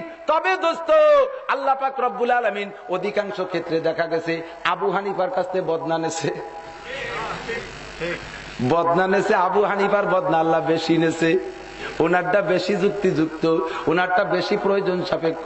এর কারণে আবু হানিফার মাসালাগুলো বেশি গ্রহণযোগ্য। কথা বলেন ঠিক কি ঠিক না? চলে যায় দোস্ত। তাহলে গুনাহ মাফ হওয়ার পদ্ধতি 5 ওয়াক্ত নামাজ। 1 নম্বরে 3টে ওয়াজিফা নবী বলেন, as-সালাওয়াতুল খামস ওয়াল জুমুআতু ইলাল জুমুআহ ওয়া রমাদানু ইলা রমাদান মুকাফফিরাতুম মা বাইনাহুন্না ইযা ইজতানাবাল কাবায়ের। নবী বলেন 3টে ইবাদতের মাধ্যমে আল্লাহ সমস্ত সগীরা গুনাহ maaf করে। 1 নম্বরে 5 ওয়াক্ত নামাজ, 2 নম্বরে 2 জুমা, 3 নম্বরে 2 রমজান। যদি কোনো ব্যক্তি 5 ওয়াক্ত নামাজ পড়ে, 2 নামাজের গ্যাপের সমস্ত সগীরা গুনাহগুলো maaf। 2 নম্বরে যদি কোনো ব্যক্তি জুমার নামাজ পড়ে, 2 জুমা, গত জুমার নামাজ পড়েছেন, আবার আগামী জুমায় নামাজ পড়বেন, মাঝখানে 6 দিনের গ্যাপে যত সগীরা গুনাহ হবে, 2 জুমার ওসিলায় আল্লাহ সমস্ত সগীরা গুনাহ maaf করিয়া দেয়। 3 নম্বর মাপের ব্যবস্থা নবী বলেন, রমাদান ইলা রমাদান। গত রমজানে রোজা রেখেছো বান্দা, আগামী রমজানে আবার রোজা রাখবা, মাঝখানে 11 মাসের গ্যাপে যত সগীরা গুনাহ হবে, 2 রমজানের ওসিলায় সমস্ত সগীরা গুনাহ maaf। তোমার আমলনামায় কোনো সগীরা গুনাহ থাকবে না। শর্ত হলো ইযা ইজতানাবাল কাবায়ের। আল্লাহ এই গুনাহগুলো যে maaf করবেন, এর জন্য প্রথম শর্ত লাগাইছেন, যদি তুমি কবিরা গুনাহ পরিহার করে চলতে পারো। তোমার আমলনামায় যদি কবিরা গুনাহ না থাকে, তোমার ইচ্ছাকৃত কবিরা গুনাহ করা না থাকে, তাহলে সগীরা গুনাহ maaf চাওয়া লাগবে না। আমি 3 প্রকার ইবাদতের ওসিলায় maaf করে দেব। আমি আপনাদের পক্ষ থেকে, বাঙালি যে চালাক, এই চালাক বাঙালির পক্ষ থেকে আল্লাহর কাছে একটু বললাম, আল্লাহ 2 রমজানে যদি মাঝের 11 মাসের গুনাহ maaf হয়ে যায়, তাই তো এরা নামাজও পড়বে না, জুমার নামাজও পড়বে না। 2 রমজানে 11 মাস ধরে মাপ, তো জুমার নামাজ আর অক্তীয় নামাজ 2 রমজানের মাঝখানে পড়ছে না, তো ইয়ে বলাই লাগলো না। নবী বলেন, ও নাসির তুমি বুঝাই দাও, 2 রমজানকে রেখেছি শেষে, আগে রাখছি 5 ওয়াক্ত নামাজ। আগে কি? ওরে 2 জুমায় 6 দিনের গুনাহ maaf করার জন্য শর্ত, 2 জুমায় যেমন 6 দিনের গুনাহ maaf করে। ও দোস্তরে, এই 2 জুমা 6 দিনের গুনাহ maaf করার জন্য কাজে আসবে ওই সময় যখন তোমার আমলনামায় আগে থাকবে 5 ওয়াক্ত নামাজ। তোমার বস্তার মধ্যে যদি 5 ওয়াক্ত নামাজ থাকে, তারপরে 2 জুমা কার্যকারী হবে। আর 5 ওয়াক্ত নামাজ নাই, শুধু শুকুর আলী মুসাল্লি, শুক্রবারে জুমার দিন যায়া একেবারে কায়দা মতো প্রথম কাতার ইমামের বরাবর পিছনে একেবারে ফাঁক জায়গা দখল করে বসে রয়েছে। উনি এলাকার নেতা, মসজিদের মুতাল্লি, সেক্রেটারি না সেক্রেটারি, নামাজ পড়ে না সেক্রেটারি, সিগারেট খায়, এর নাম সিগারেটারি। ইমামরে বেতন দেয় 5,000 টাকা, আর সেক্রেটারি সিগারেট খায় 20,000 টাকার। প্রথম কাতারে ইমামের বরাবর পিছনে, ঢাকা শহরে না, গ্রামের কথা বলতেছি। এদিক ওই যাবেন, এদিক তো সব হাজি গাজী আল্লাহওয়ালা, ফিরে কামেল প্রথম কাতারে বসে। আল্লাহ সারা 6 দিন 7 দিন পর্যন্ত নামাজ নাই, শুধু শুক্রবারে জুমার নামাজ। ও জুমার নামাজ তখনই কাজে লাগবে যখন মাঝখানে 6 দিন নামাজ, 5 ওয়াক্ত নামাজ থাকবে। কথা বলেন ঠিক? এরপরে 2 জুমায় 6 দিনের গুনাহ মাফ করার জন্য যেমন নামাজ লাগবে, ওই রকম দোস্ত 2 রমজানে মাঝখানে 11 মাসের গুনাহ মাফ করার জন্য বস্তার মধ্যে 2 প্রকার ইবাদত লাগবে। 1 নম্বরে 5 ওয়াক্ত নামাজ, 2 নম্বরে তোমার জুমার নামাজ। এই 3 প্রকার ইবাদত থাকলে তোমার সমস্ত সগীরা গুনাহ মাফ। শর্ত হলো ইজাজতানাবাল কাবায়ের। তাহলে আমাকে দায়িত্ব দিয়েছে কবি, এই আসল সামনে রয়েছে, আমাকে আপনাকে দায়িত্ব দিয়েছে আল্লাহ পাক কবিরা গুনাহ। আমাদের দায়িত্ব দিয়েছে কিসের? কবিরা গুনার দায়িত্ব আমাদের। আর সগীরা গুনার দায়িত্ব কে নিয়েছে? আল্লাহ পাক নিয়েছে। এখন আমাকে কবিরা গুনার থেকে বেঁচে থাকতে হলে কবিরা গুনাকে চিনতে হবে। কথা বলেন ঠিক কি ঠিক না? অনেকে আছে কবিরা গুনাহ চেনেন না বিদায় কবিরা গুনাহ ছাড়েন না, কবিরা গুনাহ বোঝেই না। শহর অঞ্চলের মানুষ আপনারা, আপনাদের কথা বললে কেমন হবে তা জানি না। গ্রাম পর্যায়ে গ্রামের মানুষও তো এই জায়গায় আছেন, গ্রামে আছে এক শ্রেণীর মুরব্বী দাদা। এই দাদারা খুব রসালা দাদা, খুব রস, খেজুর গাছের চাইতে রস বেশি দাদা। মহল্লায় গড়ে আপন নাতনি অর্থাৎ ছেলের মেয়েকে নাতনি বলে, তো আমাদের ওদিকে আবার পুতনি কয়। পুতের ছেলে পুতনি, মেয়ের ছেলে মেয়ের মেয়ে নাতনি, পুতের মেয়ে পুতনি আর মেয়ের মেয়ে নাতনি আমাদের ওদিক বলে। তো আপনাদের দিক তো যেহেতু সকলেই নাতনি, তো এই ছেলের মেয়ে আপন ছেলের মেয়েকে দাদায় বিয়ে করা হারাম। কিন্তু প্রতিবেশী যে সমস্ত ভাতিজার মেয়ে, প্রতিবেশী ভাতিজার মেয়ে এরাও রেস্তায় নাতনি হয়, তাদেরকে কিন্তু বিয়ে করা হালাল শরিয়াতে। ওই 14 জনের বাইরে পড়ছে, ওই জন্য বিয়ে করা হালাল। দাদায় রসালা দাদা গ্রাম দিয়ে ঘোরে আর তামাশা করে, এ ডলি তোর দাদি বুড়ি হয়ে গেছে, এখন পারে না, যা তোরে বিয়ে করলাম, আমাকে বাড়ি যা। ডলির মাও কয়, আব্বা কয়, আচ্ছা যান, দিয়ে দিলাম ওটা আপনারে। ডলিও কয়, দাদা আমি রাজি। এ কিন্তু সব আর কি চলতেছে, কি চলতেছে, ঠিক না? এই আর কি কত বড় গুরুত্বপূর্ণ। বুখারী শরীফের হাদিস, কলা মুহাম্মদুর রাসূলুল্লাহ সাল্লাল্লাহু আলাইহি ওয়াসাল্লাম সালাসাতুন জিদ্দুহুন্না জিদ্দুন ওয়া হাজলুহুন্না জিদ্দুন। 3টা বিষয় আছে। আর কি করে বলো, তামাশা করে বলো, মস্কো করার জন্য বলো, আর রাগ করে বলো, আর গুসা করে বলো, বলতে দেরি, বাস্তবায়ন হইতে দেরি হয় না। যেভাবেই বলো না কেন, শরীয়তের সমাজের কাছে বাস্তবায়ন হওয়ার জন্য সামনে 2 জন পুরুষ সাক্ষী থাকলে যথেষ্ট। আর পুরুষ সাক্ষী যদি না থাকে, বাইনাকা ওয়া বাইনাল্লাহ, তোমার মাঝে আর আল্লাহর মাঝে ফয়সালা হয়ে গেছে। যদিও সমাজে বাস্তবায়ন হয় না। 3টের ভিতরে একটা হলো আন্নেকা, 2 নম্বরে আল ইতাক, 2 নম্বরে আত-তালাক, 3 নম্বরে আল ইতাক। 1 নম্বরে বিয়ে, 2 নম্বরে বউ তালাক, 3 নম্বরে গোলামবান্দি আজাদ করা। এই 3টে কাজ করতে জন্য তুমি যেভাবেই বলো না কেন, আর কি করে বলো, তামাশা করে বলো, ঠাট্টা করে বলো, রাগ করে বলো, আনন্দের সাথে বলো, বলতে দেরি, বাস্তবায়ন হইতে দেরি হয় না। 1 নম্বরে বিয়ে, 2 নম্বরে বউ তালাক। বিয়ে করার জন্য পুরুষে প্রস্তাব দিয়েছে আর মহিলা সঙ্গে সঙ্গে কবুল করেছে। ওই জায়গা যদি 2 জন মুসলমান পুরুষ সাক্ষী থাকে, ওই বিয়ে বাস্তবায়ন হয়ে গেছে। বরযাত্রী খাওয়া লাগবে না, চলন খাওয়ানো লাগবে না, কাজী লাগবে না, মুল্লা লাগবে না, দেনমোহর মুখে বলে ধার্য করা লাগবে না। আল্লাহর পক্ষ থেকে একটা দেনমোহর ধার্য করা আছে, শরীয়তের বিধানের কাছে আছে না নাই, ওইটা অর্পিত হয়ে যাইবে। ও দোস্তরে বিয়ে কিন্তু হয়ে গেছে। দাদায় নাতনিরে কইল, ডলি তোরে আমার পছন্দ হয়, তোর দাদি পারে না, যা আমাদের বাড়ি। আর ডলির মাও কইল, যা চাচা জান আপনার ওইটা দিয়ে দিলাম। ডলিও কয়, দাদা রাজি আছি। ও জায়গায় উপস্থিত ছিল ডলির বাপ আর ডলির বড় ভাই, 2 জন পুরুষ সাক্ষী প্রেজেন্ট। বিয়ে কিন্তু বুড়োর সাথে হইয়া গেছে। সমস্যা এবার কোন জায়গায়? এই বিয়ের কোনো গ্রহণযোগ্যতা দেয় না, এই বিয়ের কোনো গুরুত্ব দেয় না। পরবর্তীতে মেয়েটাকে নিয়মতান্ত্রিক আর এক জায়গা বিয়ে করাই দিচ্ছে। ও দোস্ত, এই বুড়ো যতক্ষণ তালাক না দেবে ডলিকে, ওই ডলিরে অন্য জায়গা বিয়ে দিয়া হারাম। ওই জায়গা যে বিয়ে হয়েছে ওইটা হয়েছে বিয়ে না, ওইটা ও জায়গা যতদিন মিলন হবে সম্পূর্ণ তার আমলনামায় জিনার গুনাহ লেখা হবে। এরপরে যে সন্তানগুলো হবে ওইগুলো হবে যার সন্তান হারামজাদা।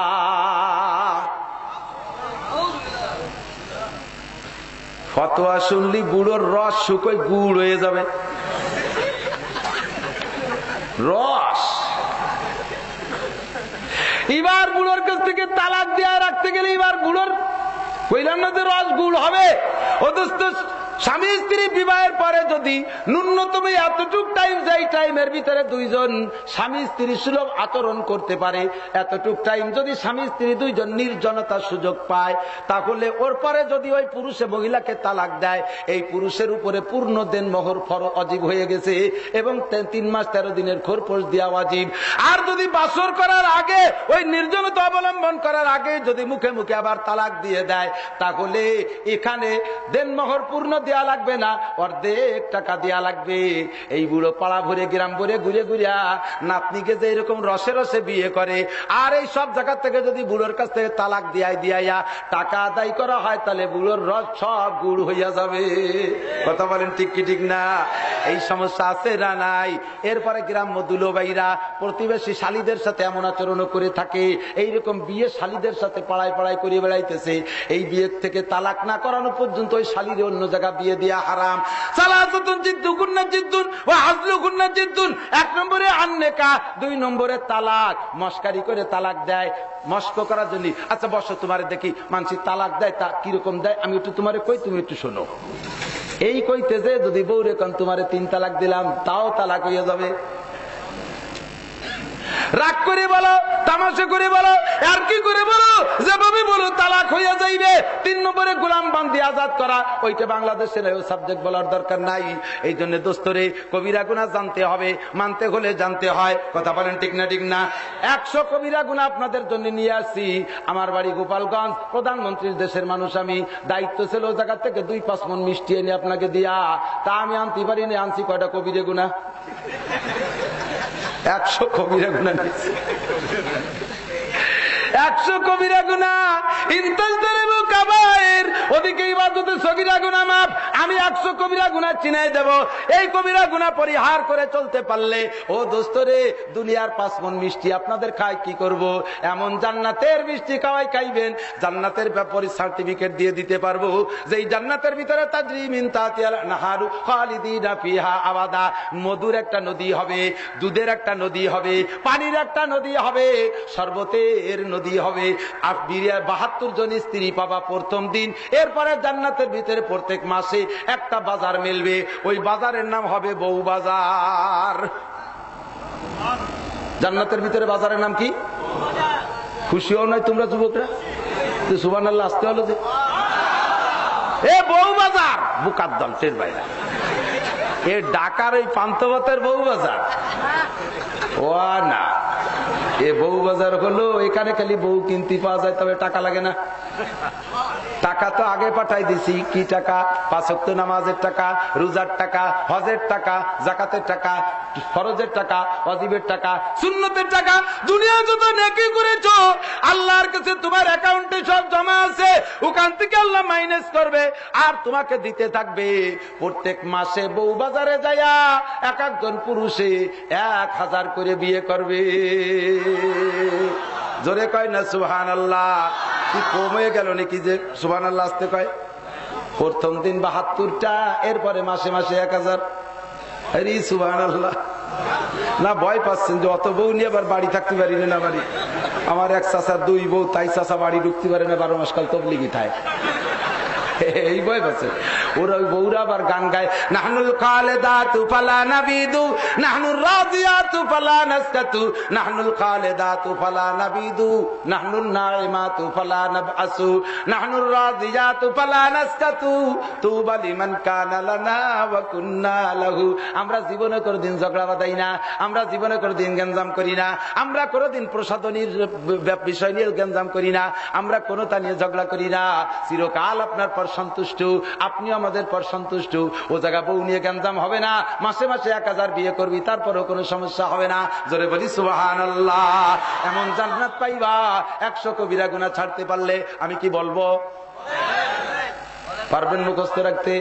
100 কবিরা গুনাহ বলতে গিয়ে আমার 100 কবিরা গুনার পক্ষে যা কোরআন হাদিসের দলিল লাগবে আল্লাহ পাক আমাকে মুখস্থ করার তৌফিক দিয়েছে, সংগ্রহ করতে পেরেছি।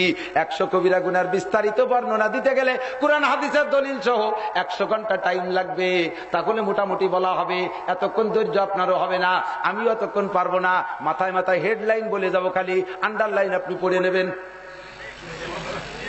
হেডলাইনটা বলে যাব।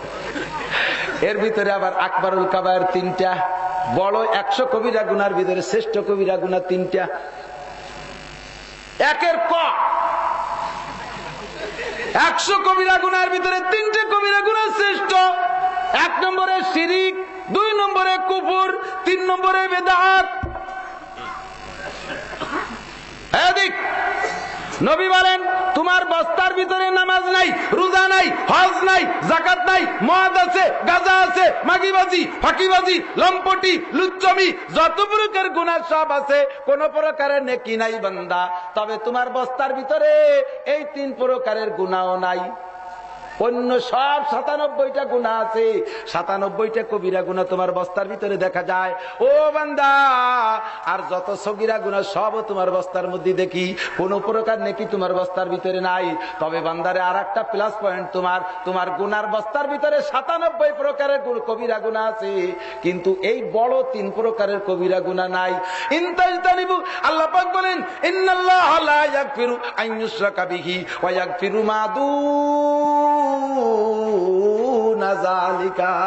যতটুক দুনায় টান আছে তার একটু বেশি টাইনি পেলাম। তরজমা কি? আল্লাহ কাছে যদি তোর বস্তার ভিতরে শিরকের গুনাহ না থাকে, আর যদি দুনা যালিকা সারা দুনিয়ার যত কবিরা গুনাহ আছে সব যদি থাকে, তোর কোন কোন সময় ছোট্ট ছোট্ট একটা ভালো কাজ দেইকা আমি সব কবিরা গুনাহ মাফ করে দিতে পারি। শর্ত হলো বস্তার ভিতরে ওই বড় 3টে থাকতে হবে না। অতএব ওই বড় 3টে নিয়ে একটু ভালো করে বুঝতে হবে। কথা বলেন ঠিক কি ঠিক না? তোমার বস্তার ভিতরে যদি বড় 3টে না থাকে তাহলে কোনো সমস্যা নাই, আর বড় 3টে যদি থাকে সর্বনাশের মাথায় বাড়ি।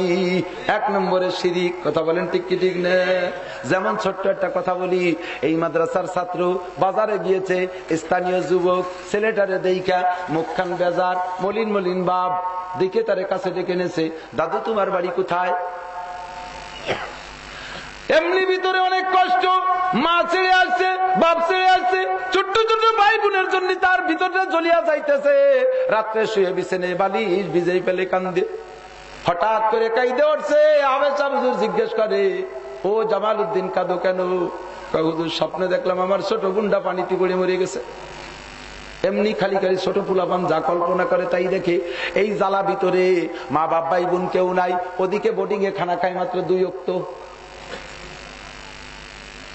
দুপুর বেলা খানা খাই নাই, ভাত নাই। এই ছেলে লাঞ্চ টাইমে অন্য সবাই খায়, জাইদির ওয়ালা লজিং ওয়ালারা খায়, যাদের পয়সা আছে তারা কিনে কেটে খায়, গরিবের ছেলে পয়সা নাই, দুপুরে কিছু না খাইয়া বাজারের মধ্যে দিয়ে ঘুরতেছে। স্থানীয় যুবক দেখে কও, ও সোনা লক্ষ্মী দাদা তোমার মুখখান বেজার কেন, কাঁদছো কেন? জিজ্ঞাসার পর ওর আবেগ আরো বাইরে গেছে। এবার সহ্য করতে না পাইরা চোখের পানি ছেড়ে দিয়ে কয়, আমি দুপুরে খাই নাই। কি দুপুরে খাও নাই? না দুপুরে খাইনি। এদিকে আসো। দোকানে নিয়ে গেছে, এই দোকানদার বড় একটা পাউরুটি দাও, 2টা কলা দাও, আর পরে পানি খাওয়াইয়া এরপরে একটা চা খাইতে দাও।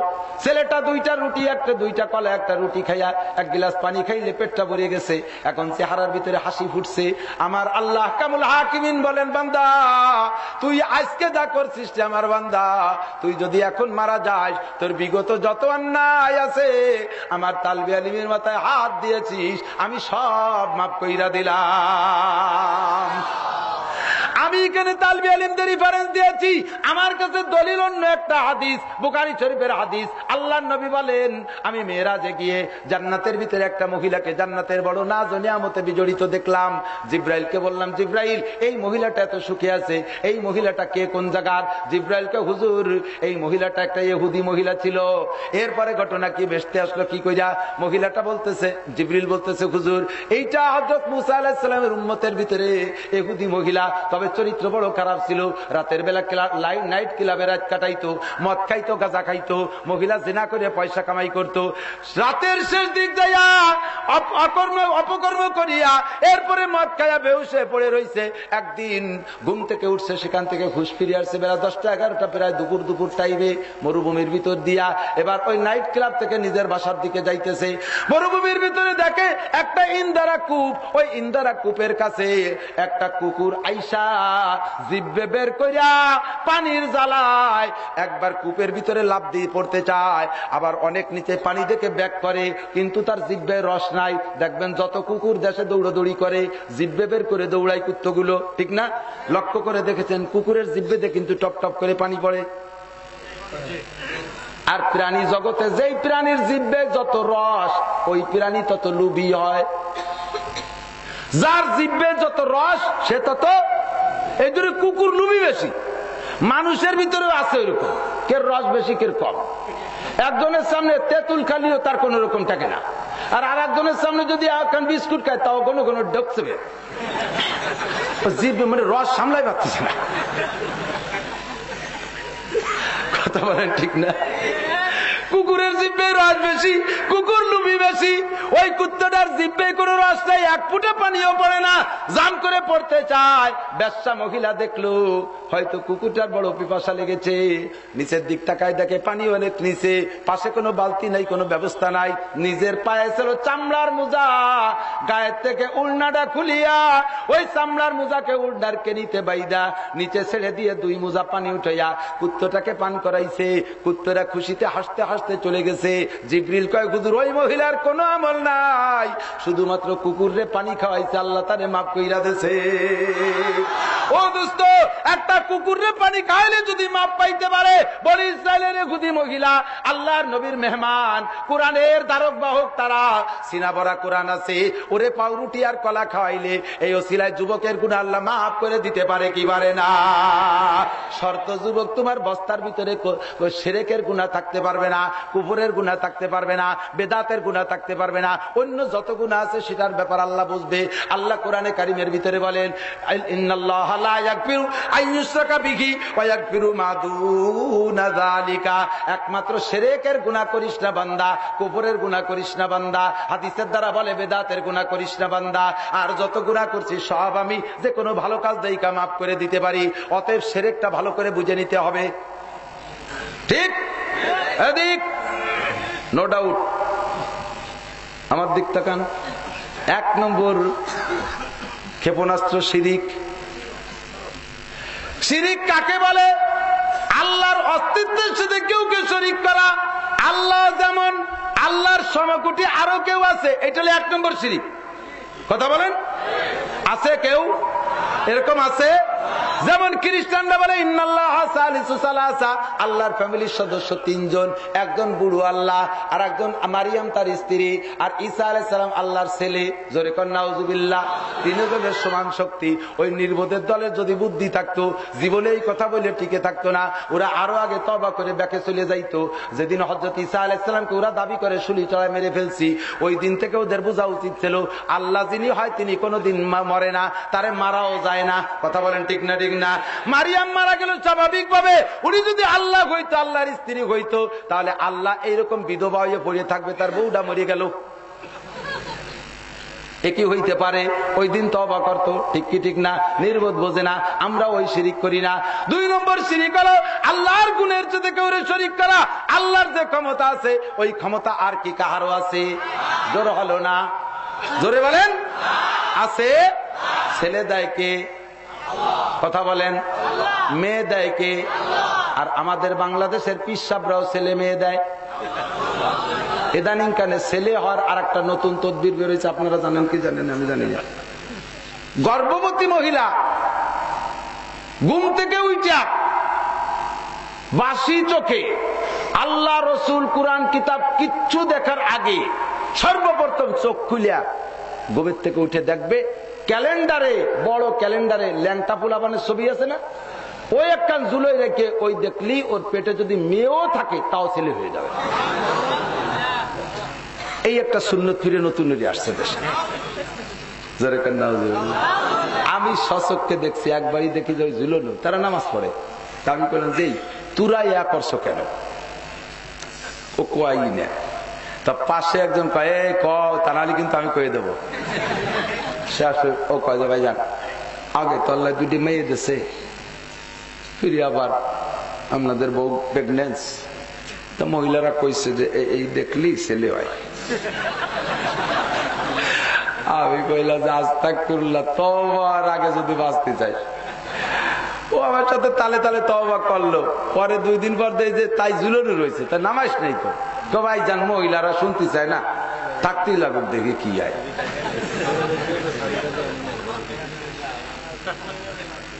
আমি কইলাম যে ওর পরে এবার খবর দিস কি হলো, ডেলিভারির পরে বলিস।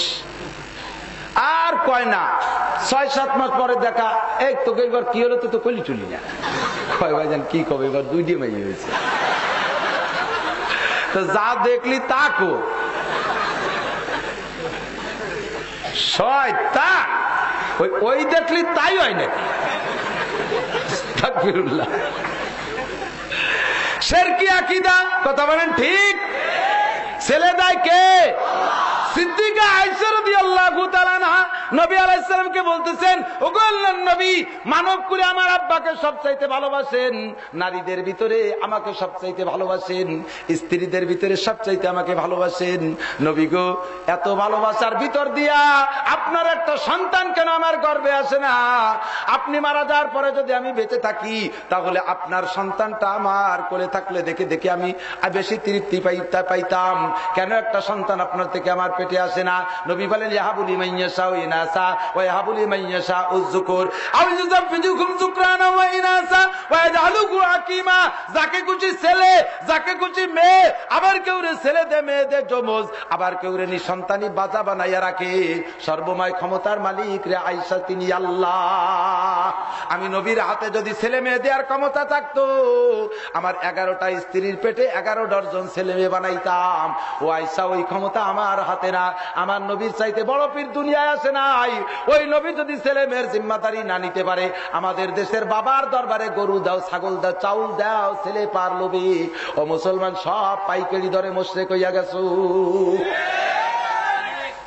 শিরিক। কোন পীরের দরবারে মান্যত করবেন? মিরপুর 1 নম্বর, 8 চন্দ্রপাড়া, সুরেশ্বর, ভোজেশ্বর, ইনায়তপুর, কি বলে চরমুনাই, তবলিগের মার্কাজ।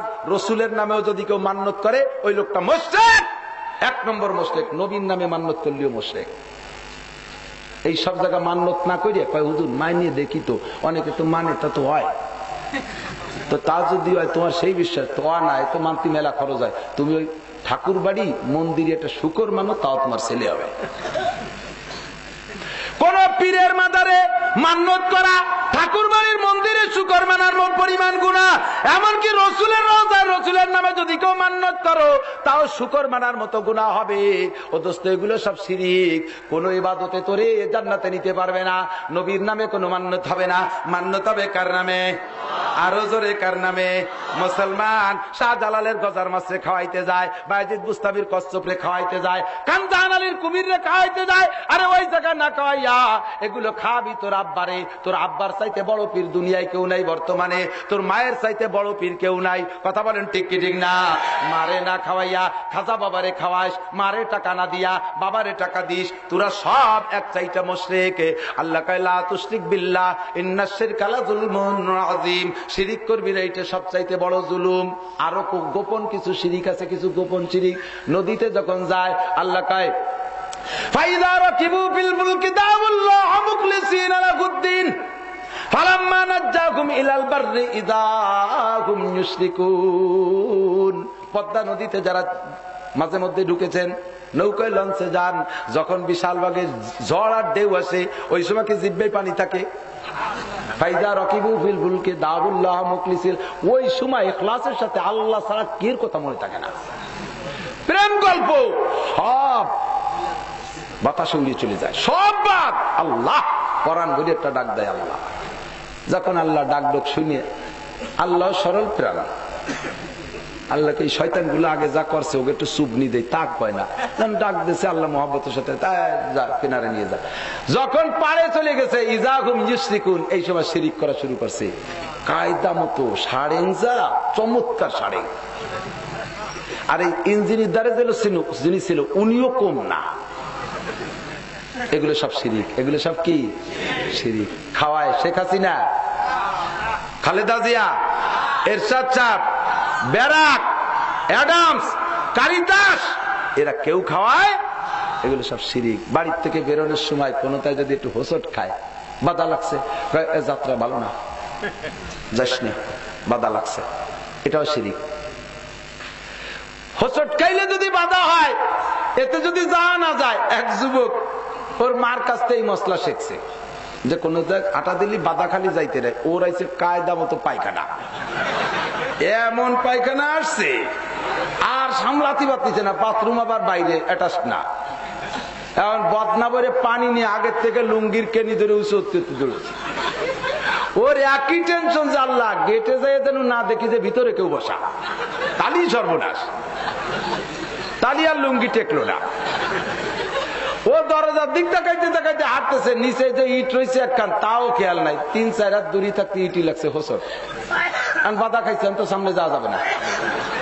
বাথরুমে না যাইয়ে দৌড়ো এসে ঘরে এসে মেরি দিছে, গরগন্ধ মাখায় শয়তান, পায়খানা জাতি যে না যে চলে আসলি। ও কয় মা তুমি কইলে না যে কোন দিক যাইতে গেলে বাধা খালি জাতি নাই, তাইতে তো যাতে পারলাম না। আলো শয়তান, তাই বলে কি পায়খানাও যাওয়ার সময় বাধা খালি জাতি নেই? তাহলে পায়খানায় যাওয়ার সময় বাধা খালি যাইতে হবে, নাহলে ঘর নষ্ট হবে। ঠিক, পায়খানার মতো খারাপ জায়গা যাইতে গেলে বাধা খাইলে যদি যাওয়া যায়, ও জায়গা থেকে ব্যাকে আসা যাবে না। তাহলে মসজিদের মতো ভালো জায়গা যাওয়ার সময় বাধা খাইলে যাওয়া যায়, কথা বলেন যায়? ওয়াজ শুনতে আসার সময় বাধা খালি আসা যায়, স্কুলে যাওয়ার সময় বাধা খালি যাওয়া যায়, মাদ্রাসায় যাওয়ার সময় বাধা খালি যাওয়া যায়, ইজতেমায় যাওয়ার সময় বাধা খালি যাওয়া যায়, ওরে তবলিগে যাওয়ার সময় বাধা খাইলে যাওয়া যায়। বাধা বলতে কিচ্ছুই না, সব 000, একেবারে কিচ্ছু না। লা তিয়ারাতা ফিল ইসলাম, মিশকাত শরীফের হাদিস, বুখারী শরীফের হাদিস, নবী বলেন লা তিয়ারাতা ফিল ইসলাম, ইসলামের ভিতরে লক্ষণ বলতে কিছু নাই, লক্ষণে বিশ্বাস করা হলো শিরিক। লা তুশরিক বিল্লাহ ইন্নাশ শিরকা লাযুলমুন আযীম। এর ওদিক দোকানদাররা দোকান খোলে, সকালবেলার দোকান খুলে লক্ষ লক্ষ টাকার মাল দোকানে ভরা, হাজার হাজার টাকা ক্যাশ বাক্সে বুঝাই, এর ভিতরে ফকির এসে হাত মারছে, বাবা একটা টাকা দেন। এখনো কিনা বেচা হয় না, সবে মাত্র শাটার খুলছে, ঝাড়ু টাড়ু দিয়ে গোটগাট করে বসছে, এর ভিতরে ফকির এসে হাত মারছে, বাবা একটা টাকা দেন। মাপ চাই, বাবা মাপ চাই, এখনো বউনি করিনি। আছে না নাই? কি করিনি? বউনি করি নেই, তালি দেওয়া যাবে না। বাবা মাপ চাই। আল্লাহ কয় আর বড় লোক হবি? এই কোটিপতি না হইলে, দোকানদারি না করতে আসলে তোর তো ফকিরের কাছে মাপ চা লাগতো না। এই পয়সার মালিক হইয়ে ধনী হয়ে কত বড় অন্যায় করছি বুঝছো? ফকিরের কাছে মাপ চা লাগে।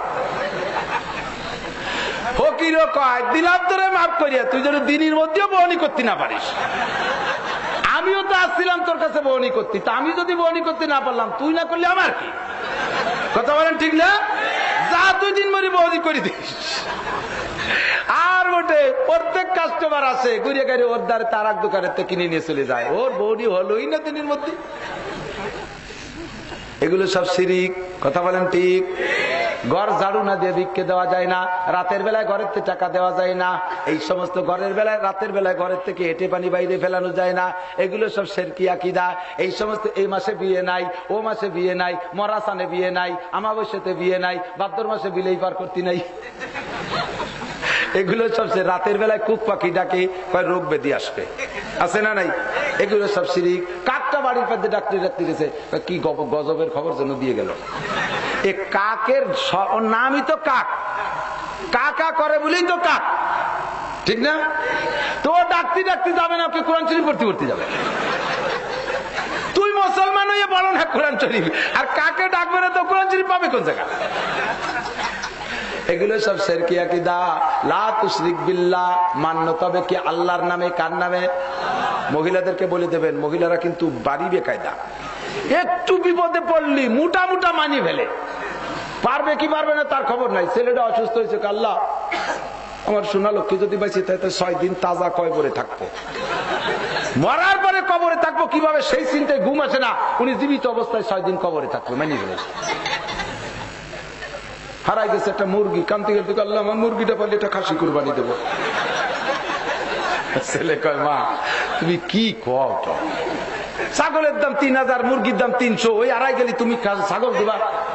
ওর মা কয় শয়তান চুপ কর, আগে পাইয়ে নেই সাহেব দাওয়াত করে, পার পরে আল্লাহরে ফাঁকি দেবে। আল্লাহ কয় তুই যেই বন বিড়ালের ভয়ে, যেই শিয়ালের ভয়ে মুরগির পরিবর্তে খাসি মান্যত করছিস, ও শিয়াল আর বন বিড়াল তো তবলিগি যায় নাই তো, ওরা তো সরমুনাই যে মুড়ি দই নাই, ও বাগানে আছে। ঠিক কি ঠিক না? মান্যতা হবে কার নামে? 1 নম্বরে শিরিক, 2 নম্বরে কুফরি। গুনাহ করবি না বান্দা। কুফর কাকে বলে? প্রত্যেক নিয়ামতের শুকর করার বিপরীত হলো কুফর। লা ইন শাকারতুম লা আযীদান্নাকুম ওয়া লা ইন কাফারতুম, তার মানে নিয়ামতের শুকরিয়া আদায় না করার নাম কুফর। যত নিয়ামত দিয়েছেন কে দিয়েছেন? দোয়া কুনুতের ভিতরে আল্লাহ কয়, নবী বলেন ওয়া নাশকুরুকা ওয়া লা নাকফুরুকা, শুকরের বিপরীত কুফর। নিয়ামত দিয়েছে কে? ধন দৌলত আল্লাহ দেয়। যদি বলো না এগুলো আমার কামাই করা, তাহলে সেম তোমার কালাম হবে কারুন মার্কা কথা। আর কারুনের কথার দ্বারা কারুনের সম্পত্তি মাটির নিচে চলে গেছে। জোরে বলেন ঠিক কি ঠিক না? এই দেশের ক্ষমতা আমি অর্জন করেছি, আমরা সুনাম অর্জন করেছি বিদায় দেশের মানুষ আমাকে ভোট দিয়ে এখানে উঠো সেখানে উঠো, আবার সেই মানুষটা ভোট দিয়ে তোমাদেরকে চেয়ারের তলে ঢুকোয়। ঠিক না ঠিক না? ও দোস্ত, ক্ষমতা আমার বলে না, কার বলে? ধন দেয় আল্লাহ, সম্পদ দেয় আল্লাহ, ছেলে দেয় আল্লাহ, মেয়ে দেয় আল্লাহ। সমকালীন আমাদের বাংলাদেশে যেদিন থেকে রাজনীতি একটু বোঝা ধরছে, নেতাকে চিনা ধরেছি, সেই দিন থেকে আমি দেখি শুধু আওয়ামী লীগ না, যারাই যখন ক্ষমতায় থাকে সিজনে সিজনে উনরা কয়েকদিনের জন্য কাফের হয়ে যায়। যেমন দেশে যদি ইরিদান খুব ভালো ফলে, যে সরকারের আমলি হোক, আওয়ামী লীগ বলেন, বিএনপি বলেন, এরশাদ কাকা বলেন, সব চাষার এক সমস্যা। ইরিদান ভালো বলছে, কয় যে এবার আমরা বাম্পার ফলন দিয়েছি, কোনটা এবার বাম পাইতে ধান ফলাইছে, এবার আমরা বাম্পার ফলন দিচ্ছি। পরে যখন শিলা বর্ষণে জড়ে মেরে নিয়ে যায়, সেই সময় তুমি ডান পাইতে ঠেকাও, ফলাইছো বাম পাইতে, তা ডান পাইতে ঠেকাও। ডান পাইতে যদি ঠেকাতে না পারো, তুমি বাম পাইতে ফলাতেও পারো না। ঠিক কি ঠিক না? ওই মুহূর্তে কাফের হয়ে যায়। এগুলো বলা কুফরি। লা তুশরিক বিল্লাহ ওয়া নাশকুরুকা ওয়া লা নাকফুরুকা। অঙ্গীকার করেছি দোয়া কুনুতের ভিতরে নিয়ামতের শুকরিয়া আদায় করব, কোনদিন কুফরি করিব না। কথা বলেন ঠিক না ঠিক না? লা তুশরিক বিল্লাহ, 1 নম্বরে শিরক করো না, 2 নম্বরে কুফরি। আর একটা কুফরি বোঝেন, এদিক এদিক কুরআন সুন্নাহর আদর্শ ব্যতি রেখে আবার কথা কয় দিক ওদিকে দিক, যেটা বেশি গুরুত্বপূর্ণ ওইটার প্রতি টান দেই বেশি, সেই জন্য বারবার কই এই দিক। লক্ষ্য করবেন দোস্ত, আল্লাহর কোরআন রসুলের হাদিসের আলোকে মানব জীবন গড়তে হবে 6 ভাগে বিভক্ত কইরা। কয় ভাগে? 1 ভাগ, 1 প্রকার হলো ব্যক্তিগত জীবন গড়ব কোরআনের হাদিস দিয়া। কি জীবন? 2 নম্বরে পারিবারিক, 3 নম্বরে সামাজিক, 4 নম্বরে অর্থনৈতিক জীবন, 5 নম্বরে রাজনৈতিক, 6 নম্বরে আন্তর্জাতিক। এই 6টা জীবন মুসলমানের গড়তে হবে কোরআন আর সুন্নাহকে সামনে রাইখা। কোরআন সুন্নাহর খিলাফ অন্য কোন জাতীয় ধর্মের, অন্য কোন বড় বড় কোন নেতার, কোন বিজ্ঞানীর, পণ্ডিতের মতাদর্শ অনুযায়ী যদি ব্যক্তিগত জীবন গড়ো, তাও কুফরি হবে। পারিবারিক জীবন গড়ো, তাও কুফরি হবে। অর্থনীতি গড়ো, তাও কুফরি হবে। রাজনীতি করো, তাও কুফরি হবে। সমাজনীতি করো, তাও কুফরি হবে। আন্তর্জাতিক নীতিতে যাও তাও কুফরি হবে। এই 6টা জীবন গল্প আল্লাহর হুকুম আর রসুলের তরিকায় মানুষের নিয়ম নীতিতে যদি চালাও আর তা যদি কোরআন সুন্নাহর খেলাফ হইয়া যায়, ও দোস্ত এটাও হবে কুফরি। জোরে বলেন ঠিক না ঠিক না? রাজনীতি করো আল্লাহর কোরআন রসুলের হাদিসের নিয়ম অনুযায়ী যদি চলো, এই রাজনীতি হবে ইবাদত। আর আল্লাহর কোরআন রসুলের হাদিসের খেলাফ যদি রাজনীতি করো, তাহলে যত সুন্দর করে এটা হবে কুফরি মতবাদ। কথা বলেন ঠিক কি ঠিক না? 2 নম্বরে কুফর, 3 নম্বরে বেদাত। 3 নম্বরে বেদাত। বেদাত, এই বেদাত সংক্রান্ত ছোট্ট করে বলি, খুব খেয়াল করে শুনবে। বেদাত বহুত, এ বলতে গেলে রাত কেটে যাবে। আমি বলি বেদাত চিনবেন উলামায়ে কেরামের কাছ থেকে, ঠিক আছে না নাই? এই বেদাত আপনাদেরকে বুঝাই দেওয়ার পরে আপনারা ছাড়তে প্রস্তুত, কিন্তু কোনটা ছাড়বেন? যেটা ছাড়লে আপনাদের লাভ আছে ওইটা ছাড়েন, আর যেটা ছাড়লে ন্যূনতম লস আছে ওইটা কেউ ছাড়তে রাজি না। আজকে এই জায়গায় যে কয়জন আসছেন সেই কয়জন আজকে বেদাত ছাড়ার বায়াত নিতে রাজি আছেন? বেদাত ছাড়বেন? লাভ হোক আর লস হোক ছাড়বেন? হাত দেখতে চাই না, ছাড়বেন? আল্লাহ কবুল করুক, বলেন আমিন। কিন্তু আমাদের স্বভাব কি? বেদাত ছাড়লে যদি লাভ হয় তাহলে ছাড়ি। আমাদের ছোটবেলায় দেখতাম গরু জবাই দিত গ্রাম্য হুজুররা, মোল্লারা। এই মোল্লাকে গরুর কাল্লা দিয়ে দিত। মুরব্বী বাবারা থাকলে 2 ঘন্টা সাক্ষী দেন, দেখছেন না এরকম? জবাই দিত যে তার মাথা দিয়ে দিত, মনে আছে নাকি? আমি দেখি এক মোল্লার বাড়ি 22টা কাল্লা। ভাগ্যে বলো ওই সময় ফ্রিজ ছিল না, ফ্রিজ থাকলে সেই কাল্লার শিং আজও দেখতে পারতাম। খাই বেলাইছে সব করে। এখন মোল্লাকে কাল্লা দেয়? কথা বলেন দেয়? ওই সময়কার গরু জবাই দিলে যদি কাল্লা দিয়া লাগতো, তাহলে এখনকার গরু জবাই দিয়া মোল্লারে গরুর অর্ধেক দিলেও সারে না। আমার ছোটবেলায় যে সমস্ত গরু গ্রাম পর্যায়ে কুরবানি দিতে দেখতাম, এ গরুরে জবাই দিতে জন্য বান্দা লাগতো না। যে যদি বলতো গরু তোর জবাই দিয়ে শুয়ে পড়, ও ভয়তে কাঁপতে কাঁপতে শুয়ে পড়। প্রাচীন মুরব্বী গরু, হাঁটুর মধ্যে ক্যালসিয়াম নাই। আগের দিন গরু বাঁধে রাখছে, গরুওয়ালা দৌড়ে যায় কুরবানির আগের দিন, কয় হুজুর আগের দিন জবাই দিলে কি হয়? কুরবানির আগের দিন জবাই দিলে কি হবে? কেন? তা হয় কি করে? কয় যে আগামীকাল পর্যন্ত টেকবে না, গরুর বাপ ভালো না, কাপ শুরু হয়ে গেছে, হাঁটুর মধ্যে ক্যালসিয়াম নাই। এই সাইদির গরু জবাই দিয়ালারে মাথা দেয়। আমি তখন সব মাদ্রাসার ক্লাসের কাফিয়া পড়ি 6ম শ্রেণীতে, তারাইল ফুকরা মাদ্রাসা। মসজিদে ইমামতি করি, ইমামকে তো অনেক দায়িত্ব। আমি জীবনে এর আগে একটা মুরগিও জবাই দিইনি, কিন্তু ইমামতি ঠিক রাখার জন্য সব কাজ করা লাগবে, তাই গরু জবাই দেওয়া দিয়ে গেছে। ফার্স্টেই জীবনের প্রথম গরু, এত বড় এক ষাঁড় দেখেই আমার পরাণ কাঁপে গেছে। ছেলে মানুষ, আমি দাড়ি দুড়ি হয় নাই তখন। তো এখন তরবারির দেশে কায়দা মতো একটা 30 জন মানুষে বাঁশ দিয়ে চাপাই দিয়ে ধরছে, বান্দা তো আছেই। আমি যাইয়া বিসমিল্লাহ আল্লাহু আকবারকে এক পোস্ট মারিয়ে দিছি। প্রথম পোস্টে যতদূর কাটছে, কাটার পরে গরুটা এমন ভাবে ঝাঁকি মারছে, পটপট করে রশিগুলো ছিঁড়িয়ে বাঁশটা ছিটে চলে গেছে। 30 জন 30 দিক দৌড়ই সারিয়ে গরু উঠে দাঁড়ায় গেছে।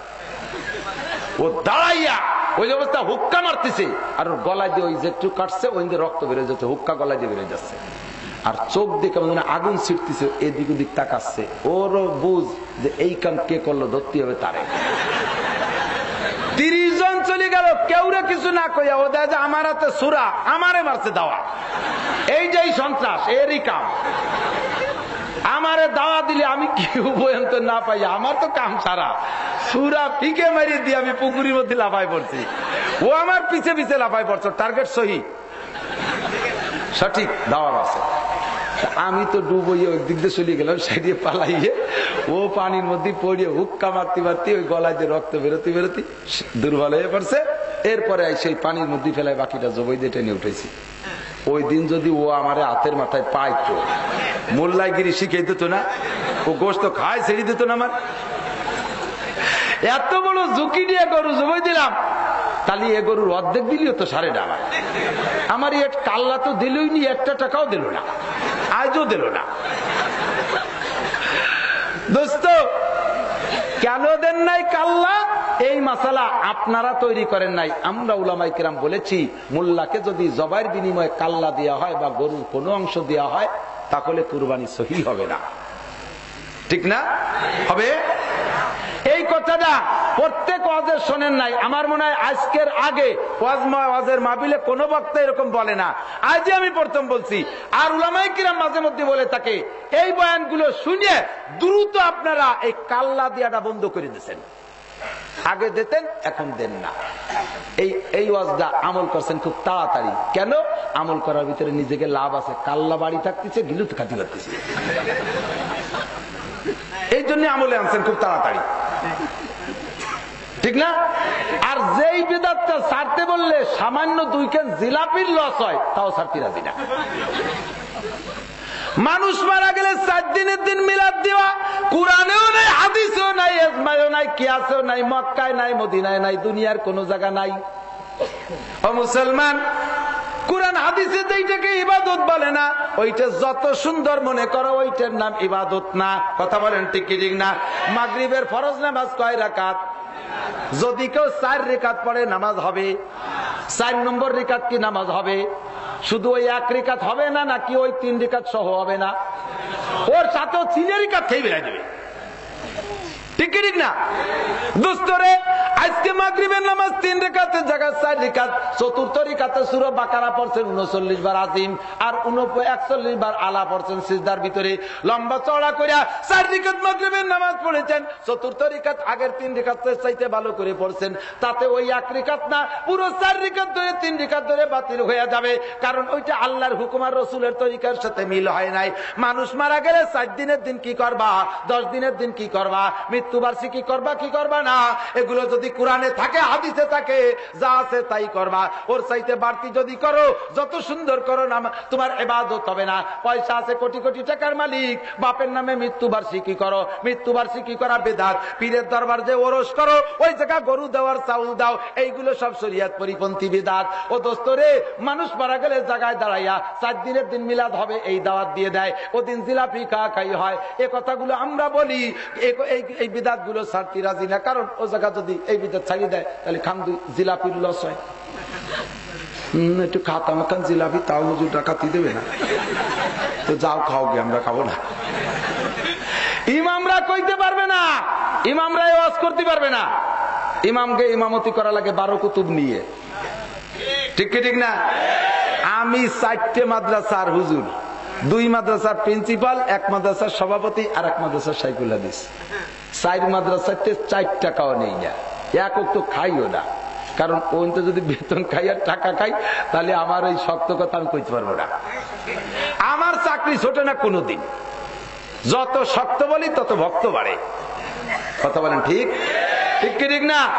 তাহলে বেদাত যেদিন বুঝাই দেব, সেই দিন বুঝার পরে আর বেদাত করব না, নিয়ত করা যাবে? জোরে বলেন যাবে? ছেড়ে দেন, ভালো করে ছাড়েন। এই ঈদে মিলাদুন নবী মক্কা মদিনার মানুষের চাইতে আল্লাহ নবীরে তোমরা বাঙালিরা একটু বেশি ভালোবাসো না। ও দোস্ত, সেই মক্কা মদিনায় আজ পর্যন্ত ঈদে মিলাদুন নবী হয় না, নবীর মৃত্যুবার্ষিকী জন্মবার্ষিকীর কোন আলোচনা সভা সে জায়গা হয় না, মেরাজ উপলক্ষে কোন আলোচনা ওই জায়গা হয় না। বাংলাদেশের মসজিদগুলো এই বান্দা ইমামদেরকে দিয়া কমিটির লোকে বাধ্যতামূলক করায়, আল্লাহর কসম 1 পয়সারও সওয়াব পাইবা না। এগুলো সম্পূর্ণ বেদাত। এই বেদাত যদি ছাড়তে না পারো, তোমার নামাজ, রোজা, হজ, যাকাত কিচ্ছু কবুল হবে না। এই বড় 3টের নাম হলো আকবরুল কাবায়ের, মুরব্বী 3টে বলা হয়ে গেছে, বাকিগুলোর হেডলাইন কব। বিরক্ত হচ্ছে নাকি? পাশা বেরোনো প্যান্ট পরা সুন্নতে মুআক্কাদা। পাশা বেরোনো প্যান্ট ছিলেন না? মসজিদে নামাজ পড়তে ঢুকি, কুষ্টেতে আসার পথে জিনেই দেয়, সে ওই দিক দিয়ে আসতে যে একটা জায়গা প্রায় আসরের টাইম হয়, আমার নামাজ পড়তে ঢুকতেছি, একজন হাসতে হাসতে বেরোয় চলে এসে। আমি কই, তুই নামাজ পড়বো না, হাসো কে? ওকা হুজুর আপনিও যাইয়েন না মসজিদে। শয়তান, মসজিদে যাবো না, নামাজ পড়বো কোন জায়গা? তোর বাপের মসজিদ? হ্যাঁ, কয় যে না হুজুর যাইয়ে দেয়, সামনের কাতারে একটা সিজদা দিছে, আমি সিজদা দেবো না, ওর ভাষা দেখবো। এমন ভাবে সিজদা দিয়ে পাশার সে বেকায়দা পারে, ও পায়খানা করে দিলি প্যান্টে মাখাবে না। সগীরা না কবিরা? কবিরা বলেন কি? কবিরা গুনাহ, ঠিক কি ঠিক না? কবিরা গুনাহ। পাশা বের করা, প্যান্ট পরা কবিরা গুনাহ, নাভি বের করে লুঙ্গি পরা কবিরা গুনাহ। এত বড় বুড়ি, খালি গায়ে লুঙ্গিরে নামাতি নামাতি, যত বড় লুঙ্গি 2200 টাকা দিয়ে লুঙ্গি কিনছে, ও লুঙ্গি দিয়ে ওরে কাফন ভরাই দেওয়া যায়। এত বড় লুঙ্গি, 2200 টাকার লুঙ্গি, ছোট না বড়? বড় লুঙ্গি না। তা বাঁধছে নিয়ে কোন জায়গা কইতে গেলে বমি আসে, নামাতি নামাতি। এরপরে তারপরে বেনাপোল বর্ডারের গুড়ায় তার কাটার কুনায় নিয়ে বাঁধছে, শয়তানের দল, ঠিক না? আল্লাহ কাহে ফেরেশতারা পেটে লাথি মারবি, শয়তানের পেট ফাটা বেড়াই দিল। বোর সামনে পল্লী পল্লী, মার সামনে, মেয়ের সামনে, বোনের সামনে, শাশুড়ির সামনে নাভি বের করে অতদূর শরীরে আল্লাহ পাক কত লোম দিয়েছে। লোমের স্থানের পার্থক্য, নামেরও পার্থক্য, তার মর্যাদারও পার্থক্য। চুলও আল্লাহ যাই দিয়ে বানাইছে, দাড়িও আল্লাহ তাই দিয়ে বানাইছে, ঠিক না? মাথায় হলি চুল, এ জায়গা হলি বুড়ু, এখানে আসলি মোষ, এখানে আসলি দাড়ি, এ জায়গা গেলি বগল, এখানে আসলি ক্যাশ। ওরা মনে হচ্ছে আর কিছু কই না ফেলে, একের অত বোকা না। এরপর অন্য জায়গা গেলে অন্য নাম, ঠিক না? এবার মর্যাদাও পার্থক্য আছে না? মাথার চুল খুলে দিলাম, দেখলে লজ্জা লাগে? বুড়ু দেখতেছেন, লজ্জা লাগে? মোজ দেখাই, লজ্জা লাগে? দাড়ি দেখাই, লজ্জা লাগে না? বুকের কাছে হালকা হালকা লজ্জা, এই জন্য গায়ে গেঞ্জি রাখো। বগল দেখলে বেশি লজ্জা লাগে, এই জন্য কেটে ফেলাও, রাখারই দরকার নেই, ঠিক না? এরপরে শরীরের লোমের বিশেষ লজ্জা শুরু হয়েছে নাভির নিচের থেকে। এই জন্য নবী বলেন ওই ওর উপরে কাপড় করো, ওজন কোনো অবস্থায় কোনা কানা বেরোয় না যায়, খুব সতর্ক থাকবা, ঠিক না? এদিকে বগল এত বড়, তাতে হাত দিতেই সময় পায় না। যে কয় জায়গার লোম পরিষ্কার, আছে কত আছে, যে কয় জায়গার লোম পরিষ্কার করার হুকুম করা হয়েছে, ওই কয় জায়গার কারণ আছে, হেকমত আছে। এই যে দাড়ি রাখছি, জীবনে কোনোদিন গন্ধও নাই, ময়লাও নাই। চুল রাখলাম, গন্ধও নাই, ময়লাও নাই। বগলের লোম, লজ্জাস্থানের পাশের লোম, এগুলো বড় হইলে গন্ধও হয়, ময়লাও হয়। এই জন্য নবীকে নির্দিষ্ট টাইমের ভিতরে কেটে ফেলাও। তো মোষের সমস্যা কি? মোষে তো এই সমস্যা নাই। তো মোষের সমস্যা হলো নাকের থেকে ময়লা বেরোতে পারে, আর ময়লা, শিয়েন, প্যান, এগুলো যদি মোষের মধ্যে ঢোকে তাহলে কি সুন্দর দেখা যায় না? এর পাশে যদি কেউ থাকে, তাকে খাওয়ার কায়দা নাই তোমার নাকের দিক তাকাইলে, ও কাটিয়ে সাফ করে ফেলা যাতে নাক পরিষ্কার করতে সুবিধা, ঠিক কি ঠিক না? এই জন্য এগুলো, আহা সুবহানাল্লাহ, রহমতে আলম নবীর প্রত্যেকটা সুন্নতের ভিতরে বরকত আছে। কথা বলেন ঠিক কি ঠিক না? আল্লাহু আকবার। এই জন্য দোস্ত, নাবির নিচের লোম 40 দিনের বেশি বড় করা কবিরা গুনাহ, বগলের লোম 40 দিনের বেশি বড় করা কবিরা গুনাহ, নখ পরিমাণের বেশি 1 সপ্তাহের বেশি বড় করা কবিরা গুনাহ। মরা নখ লম্বা হয়ে গেলে মাংসের সাথে এই জায়গা চাপা লেগে যায়, আর ওই মরা নখের গোড়া পর্যন্ত পানি, ওযু আর গোসলে পৌঁছানো ফরজ। যদি আপনার নখটা বড় হয়ে যায় আর খিলাল করিয়া ভিতরে পানি না দেন, আর এরপরে যদি আপনি সারা দুনিয়ার পানি আপনার মাথায় ঢালেন, তবু আপনার ফরজ গোসল আদায় হয় নাই, আপনার জন্য নামাজ পড়া, সিজদা দেওয়া হারাম। কথা বলেন ঠিক কি ঠিক না? শুকর নির্দল এত বড় বড় লম্বা লম্বা নখ রাখছে। জিজ্ঞেস করলে তুই এত বড় নখ রাখছো কেন? কারণ একটা নিব বানাবো, কলমের নিব। তোর 14 পুরুষ কেউ কোনোদিন নকের নিব দিয়ে লেখাপড়া সে বড় লোক হয়েছে?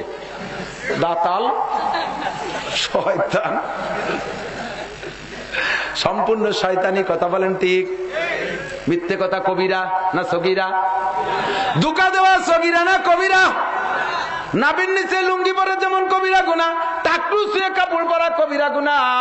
যুবকরা প্যান্ট পরে, পরতি প্যান্টের নিচে যে যাইয়া স্যান্ডেলের ভিতরে যে স্যান্ডেলের নাকের দাঁড়িয়ে বেরিয়ে গেছে, ওদিকে ভাষা বেরো।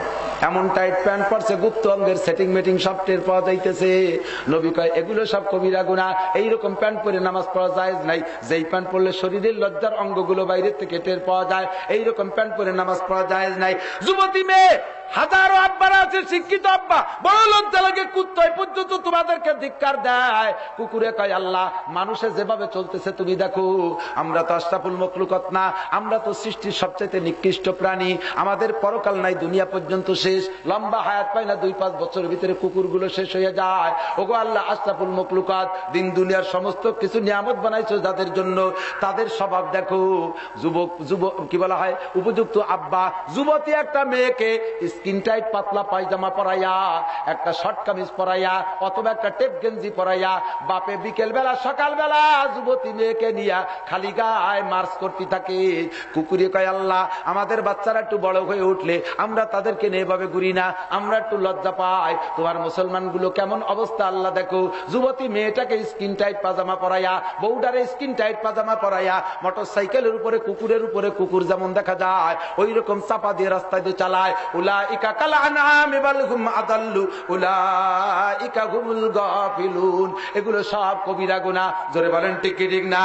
মাথা বের করে বোরকা পরা কবিরা গুনাহ, বোরকা পরে মুখ খোলা কবিরা গুনাহ, শরীর সাথে টাইট করা বোরকা পরা কবিরা গুনাহ। কেনি ফাড়া পাঞ্জাবির মতো বোরকা পরলে পর্দা হয় না, পাতলা কাপড় ফিনফিনে কাপড়ের বোরকা পরলে পর্দা হয় না, এটাও কবিরা গুনাহ। বোরকা পরে চোখ খুলে দুনিয়ার পুরুষকে দেখবা, এটাও কবিরা গুনাহ। সৌদি আরব যারা গিয়েছেন, যারা চাকরি করছে তাদের কাছে শুনেন, যারা হাজী সাহেব তারা একটু সাক্ষী দেন। আমি সৌদি আরবে গিয়ে দেখলাম, প্রথম চিনতেই পারি নাই এই বোরকাওয়ালারা কারা। বিভিন্ন দেশের মহিলারা হজে গেছে, এক এক জাতির এক এক রকম পোশাক। তবে ওই জায়গা কিছু বোরকাওয়ালা মহিলা দেখলাম, এমন বোরকা আর কের না, ওদেরই শুধু ওদের। এই বোরকা কেমন, 2টা হাত যদি বোরকা সহ টান করে, হাতের বাইরে আরো আধা হাত করে বাড়তি থাকে, পায়ের নিচে আরো 1 হাত পরিমাণ অতিরিক্ত ঝুল। এত বড় ঢিলা বোরকা যে ওর ভিতরে মানুষ আছে না, খালি বোরকা টের পাওয়া যায় না। মুখ মাথা সম্পূর্ণ ঘেরা, হাতে পায় তাদের মোজা। প্রথম বুঝতে পারেন এরা কোন দেশের মহিলারা। চমৎকার বোরকা হইছে। পরে দেখি যে ওই বোরকার উপর এখানে ওই পুলিশের যে ব্যাজ আছে, ওই পুলিশের সৌদি আরবের খেজুর গাছ আর তরবারিওয়ালা ব্যাজ। আমার মুআল্লিমকে জিজ্ঞেস করলাম, বাইরে এই মহিলারা কারা? উনি বললেন এইরা হলো সৌদি মহিলা পুলিশ। সৌদি মহিলা পুলিশ। তাদের কাছ থেকে মুসলমান তুমি আদর্শ শিখতে পারো, পর্দা শিখতে পারো। আর বাংলাদেশে এয়ারপোর্টে আসলাম, ওই হজের সফর সাইরা ভিতরে দেখি এয়ারপোর্ট যে পাশেই, আপনারা তা ভালো জানেন। আবার মাইকের আওয়াজ গেলি না সেইটি উঠলো, ওরা ধরা না ভরে যায়। আমার বাড়ি গোপালগঞ্জ। ও দোস্ত, এবার ঢুকে দেখি এয়ারপোর্টের ভিতরে মহিলা পুলিশ আছে না নাই? পিছন দিয়ে চিনার কায়দা নাই, কোনটা মহিলার কোনটা পুরুষ। ঠিক কি ঠিক না? মহিলাকে চিনতে জন্য সামনে যাওয়া লাগবে, শরীরের সাথে সম্পূর্ণ টাইট, বোরকা তো নাই, ওড়নাও নাই, সেম হুবহু পুরুষের পোশাক, টাইট পোশাক পরছে পুলিশ। একই মুসলমানের দেশে মহিলা, ও দেশে মহিলা, তারাও পুলিশ এরাও পুলিশ। এদের অবস্থা আকাশের পাতাল। কোন পুরুষ পুলিশের গাড়িতে মহিলা পুলিশ চলবে না। সমস্ত মহিলা পুলিশদের জন্য প্রত্যেক এক একটা পুলিশের জন্য এক একটা করে গাড়ি, যার গাড়িতে করে সে যাইতেছে। হেরেমের ভিতরে ডিউটি করেওয়ালা মহিলা পুলিশদের ক্যাম্প আলাদা, ওখানে তারা থাকে। ওর ভিতরে কোনো পুরুষ পুলিশের নজর করার ক্ষমতা নাই, যার কারণে আল্লাহ পাক তাদের উপরে আসমান থেকে অজরে রহমত নাজিল করতেছে, জমিনের নিচে অকাতরে বরকত। সারা পৃথিবীর সব চাইতে দামি সম্পদ তাদের পায়ের নিচে আল্লাহ দিয়েছে। ঠিক কি ঠিক না দোস্ত? কবিরা গুনাহ ছাড়ো। সুদ খাওয়া কবিরা গুনাহ, ঘুষ খাওয়া কবিরা গুনাহ, জেনা করা কবিরা গুনাহ, মদ খাওয়া কবিরা গুনাহ, গাঁজা খাওয়া কবিরা গুনাহ, বিড়ি খাওয়া কবিরা গুনাহ, ফেন্সিডিল কবিরা গুনাহ, মিথ্যে কথা কবিরা গুনাহ, দাড়ি চাচা কবিরা গুনাহ, স্বামীর সাথে নারীদের বেয়াদবি করা কবিরা গুনাহ। যে সকল বাপ ভাইরা মা বাপের সাথে বেয়াদবি কইরা, মা বাপের হক নষ্ট করে বউ নিয়ে এসে তুমি 4 তলার পর উঠছো, বেশি দিন থাকতে পারবা না। আল্লাহ তোমার ওখান থেকে কান ধরে ছাপলার নিচে 22 তলা নামাই দিতে পারে কি পারে না?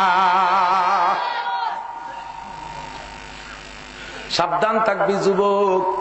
ও যুবকরা, আমি তোমাদেরকে শেষ দাওয়াত দেই, এদিক একেবারে কান খাড়া করে শুনবেন। এই সহি কথাগুলো আপনারা শুনতেছেন, কষ্ট হচ্ছে নাকি? উপকারী না অনুপকারী? আরো দরকার আছে। আপনারা জানেন না, বলতে পারবেন না। এই জায়গায় স্টেজে বসে বলার জন্য আলেম উলামা লাগবে। এই ওয়াজগুলো আলেমরা করলে যত সুন্দর হবে, পাবলিকই করলে অত সুন্দর হবে না। যেহেতু আলেমরা হলো নবীদের ওয়ারেস, আর ওয়াজ করা ছিল নবীদের কাজ, আর তার ওয়ারেস হিসেবে যারা উলামায়ে কিরাম তারাই করবে এই কাজ। এই জন্য সারা বিশ্ব থেকে কাফের মুশরিকদের নজর এই পাকা পাকা ভালো কথা কইয়া মুসলমানদেরকে চালাক বানাই দিচ্ছে। আর আমাদের আন্তর্জাতিক বিশ্বে আমাদের যে সুন্নত আমরা জারি করেছি এইটা বাস্তবায়ন হইতে দিচ্ছে না, মুসলমানদেরকে চালাক আর সচেতন বানাই দিচ্ছে মৌলবীরা। এই জন্য আর কোন আন্দোলন নয়, সারা বিশ্বে সর্বপ্রথম আন্দোলন হলো উলামা নিধন আন্দোলন। উলামা নিধন আন্দোলন, আগে মৌলবী মারো, আগে মাদ্রাসা মারো। মৌলবী মারতে হলে কোন জায়গায় হাত দিতে হবে? আগে মাদ্রাসায় হাত দাও, অন্য জায়গায় হাত পরে দাও। মসজিদ বন্ধ হবে যদি ইমাম না থাকে, ইমাম পাওয়া যাবে না কখন? যদি মাদ্রাসা না থাকে। জোরে বলেন ঠিক না ঠিক না? ওয়াজের ময়দান বন্ধ হবে কি কখন বন্ধ হবে? যদি বক্তা না থাকে। বক্তা থাকবে না কখন? যদি মাদ্রাসা না থাকে বক্তা থাকবে না। কথা বলেন ঠিক না ঠিক না? ওরে খানকা বন্ধ করো, কিভাবে করবো? কয় পীর মারিয়ে দাও। কয় পীর মারবো না, মারতে গেলে বিপদ। ওরে পীর বন্ধ করলে খানকা বন্ধ হবে। এবার পীর বন্ধ করতে কোন জায়গায় হাত দাও? কয় এক জায়গায় হাত দাও, সেটা হলো মাদ্রাসা। মাদ্রাসা বন্ধ করলে পীরও বন্ধ হবে। তবলিগের কার্যক্রমে হাত দিও না, সারা বিশ্বে তবলিগের লোক ছড়ানো, ও জায়গা থেকে মার খাইয়ে আসবা। সুতরাং তবলিগে হাত দেওয়া লাগবে না, এক জায়গায় হাত দাও, তবলিগ বন্ধ হবে। জুবায়ের সাহেব মাওলানা, ওমর ফারুক সাহেব মাওলানা, আব্দুল আজিজ সাহেব মাওলানা, এই সব মাওলানা থাকবে না তো তবলিগ বন্ধ হবে। এবার মাওলানা বন্ধ করতে হলে লাগবে কি? মাদ্রাসা হলো তাদের কারখানা, ওই কারখানা বন্ধ করে দাও। জোরে বলেন ঠিক কি ঠিক না? এই জন্য দোস্ত তাদের আন্দোলন, মুসলমানদের মার তো চলতেছেই চলতেছে। সর্বপ্রথম তাদের আন্দোলন মাদ্রাসা শিক্ষা বন্ধ করো। আপনারা কি মাদ্রাসার পক্ষে না বিপক্ষে? নাড়াচাড়া হবে না। যেই লোকটা এখন উঠে হাঁটা দেবে বুঝবো যে ওই লোকটা মাদ্রাসার বিপক্ষে। আমি সবাই ডাকে দেখাবো যে ওই যে মাদ্রাসার বিপক্ষে লোক চলে যাচ্ছে। তবে যদি একান্ত জরুরত থাকে তারে মাপ আছে। পেশাব আসলে এক আঙ্গুল দেখাবেন, ছুটি দেব। মিথ্যে কথা কয়ে আঙ্গুল দেখালি দোয়া করবো, ডায়াবেটিস হবে।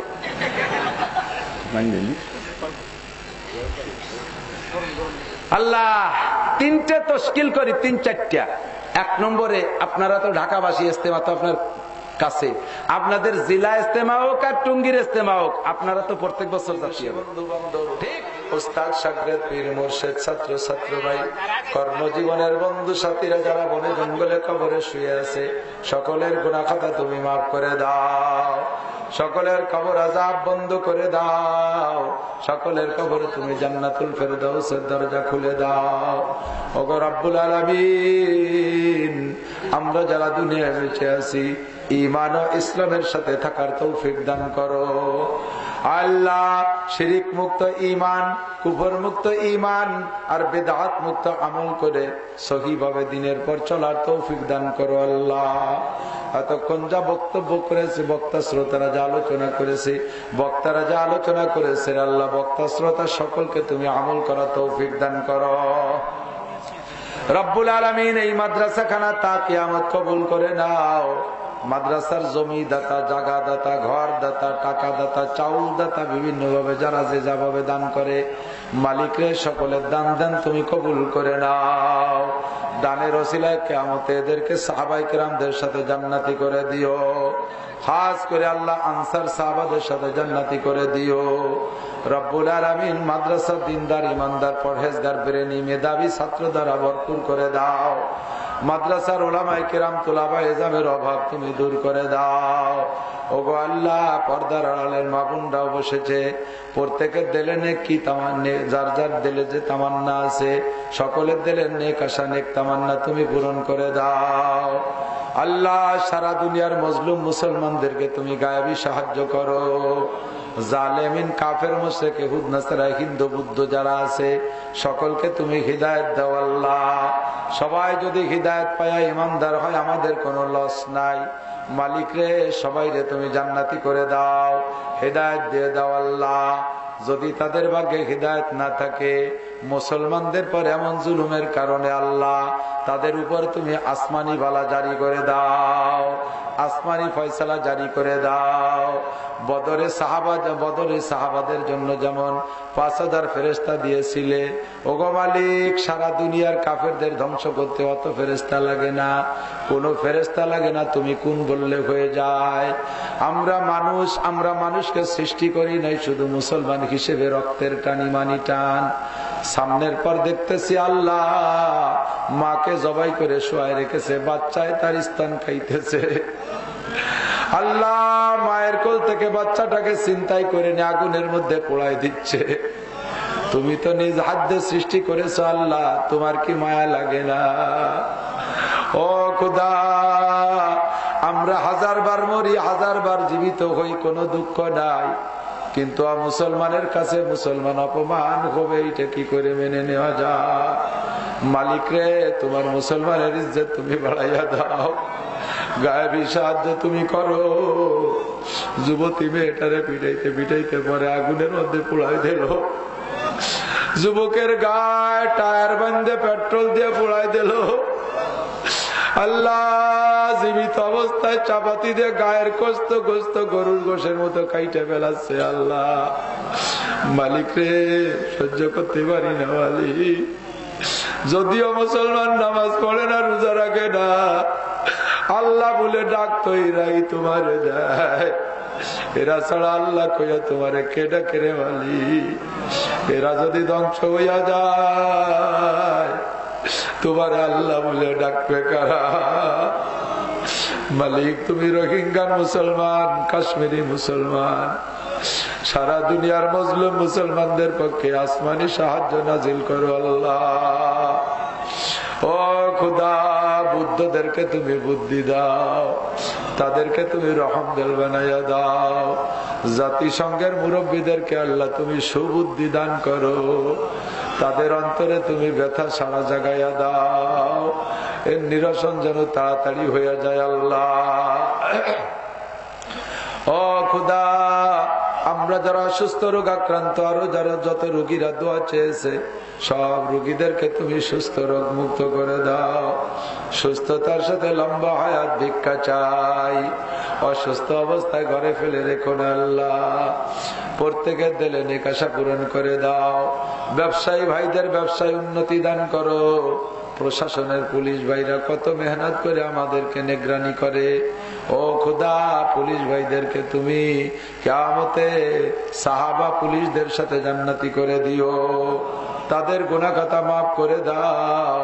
মুজাহিদিনদের কাতারে তাদের কবুল করে নাও। বাংলাদেশ যারা পরিচালনা করতেছে আল্লাহ, ঈমান ও ইসলাম অনুযায়ী চালানোর তৌফিক দান করো। কোরআন সুন্নাহর বাস্তবায়ন করার তৌফিক দাও। মওতের আগে সবাইকে আল্লাহ তুমি একবার হলেও হজ নসিব করো। যাকে একবার নিয়েছো আল্লাহ তাকে বারবার যাওয়ার তৌফিক দান করো। তোমার মক্কা মদিনার মেহমান দাওয়াত নিয়েছে, সকল প্রকার বাধা বিপত্তি হটাই দিয়া তোমার বান্দাদেরকে, তোমার মেহমানদেরকে আমাদের কাছে পৌঁছিয়ে দিও আল্লাহ। তোমার বাঙালি মুসলমানরা এক নজর দেখতে চায়, তার পিছনে এক ওয়াক্ত নামাজ পড়তে চায়। রব্বুল আলামিন, আমাদের দোয়া তোমার হাবিবের তুফাইলে কবুল করে নাও। আজকে এখানে যারা চাউল দিলেন, তাদের ময় মুরব্বী যারা কবরে চলে গেছে, সকলকে তুমি জান্নাতি চাউল খাওয়াও। যারা চাউল দিলেন আল্লাহ, দুনিয়ায় যেন তাদের ফ্যামিলির সদস্য যারা আসতে পরবর্তীতে জন্ম নেবে আল্লাহ, তাদের পরপুরুষদেরকে আল্লাহ কোনদিন যেন ভাতের অভাব না হয়, তারা যেন অভাব না দেখে আল্লাহ। সকলকে তুমি রুজির বরকত বাড়াইয়া দাও। চলাফেরার পথে, সফরে, হজরে, সর্বাবস্থায় সকল প্রকার হাদেসা, দুর্ঘটনা, অ্যাক্সিডেন্ট, চোর ডাকাত, গুন্ড, বদমাশ, শত্রু দুশ্মনের হাত থেকে হেফাজত করো। আমার বাড়ির মাদ্রাসার মসজিদের জন্য অনেক টাকা লাগবে, মালিক রে তুমি কোত্থেকে দিবা জানি না। আমার ঘরের জন্য নয়, তোমার ঘর বানাইতে যে আল্লাহ ঠেকে গেছি, তুমি টাকার জোগাড় করে দাও। তোমার ঘর বানাইতে যে আমি আটকে গেছি আল্লাহ, তুমি টাকার ব্যবস্থা করে দাও। আমার ঘর বানানোর জন্য নয় আল্লাহ, তোমার ঘর বানাইতে যে ঠেকে গেছি মালিক, তুমি টাকার জোগাড় করে দাও। রব্বির হামহুমা কামা রাব্বায়ানি সগীরা রব্বি জিদনি ইলমান নাফিআ। সাল্লাল্লাহু তাআলা আলা খায়রি খালকিহি মুহাম্মাদিন ওয়া আলিহি ওয়া আসহাবিহি আজমাইন। বিরহমাতিকা ইয়া আরহামার রাহিমিন। আসসালামু আলাইকুম। যারা বই নেবেন স্টেজ থেকে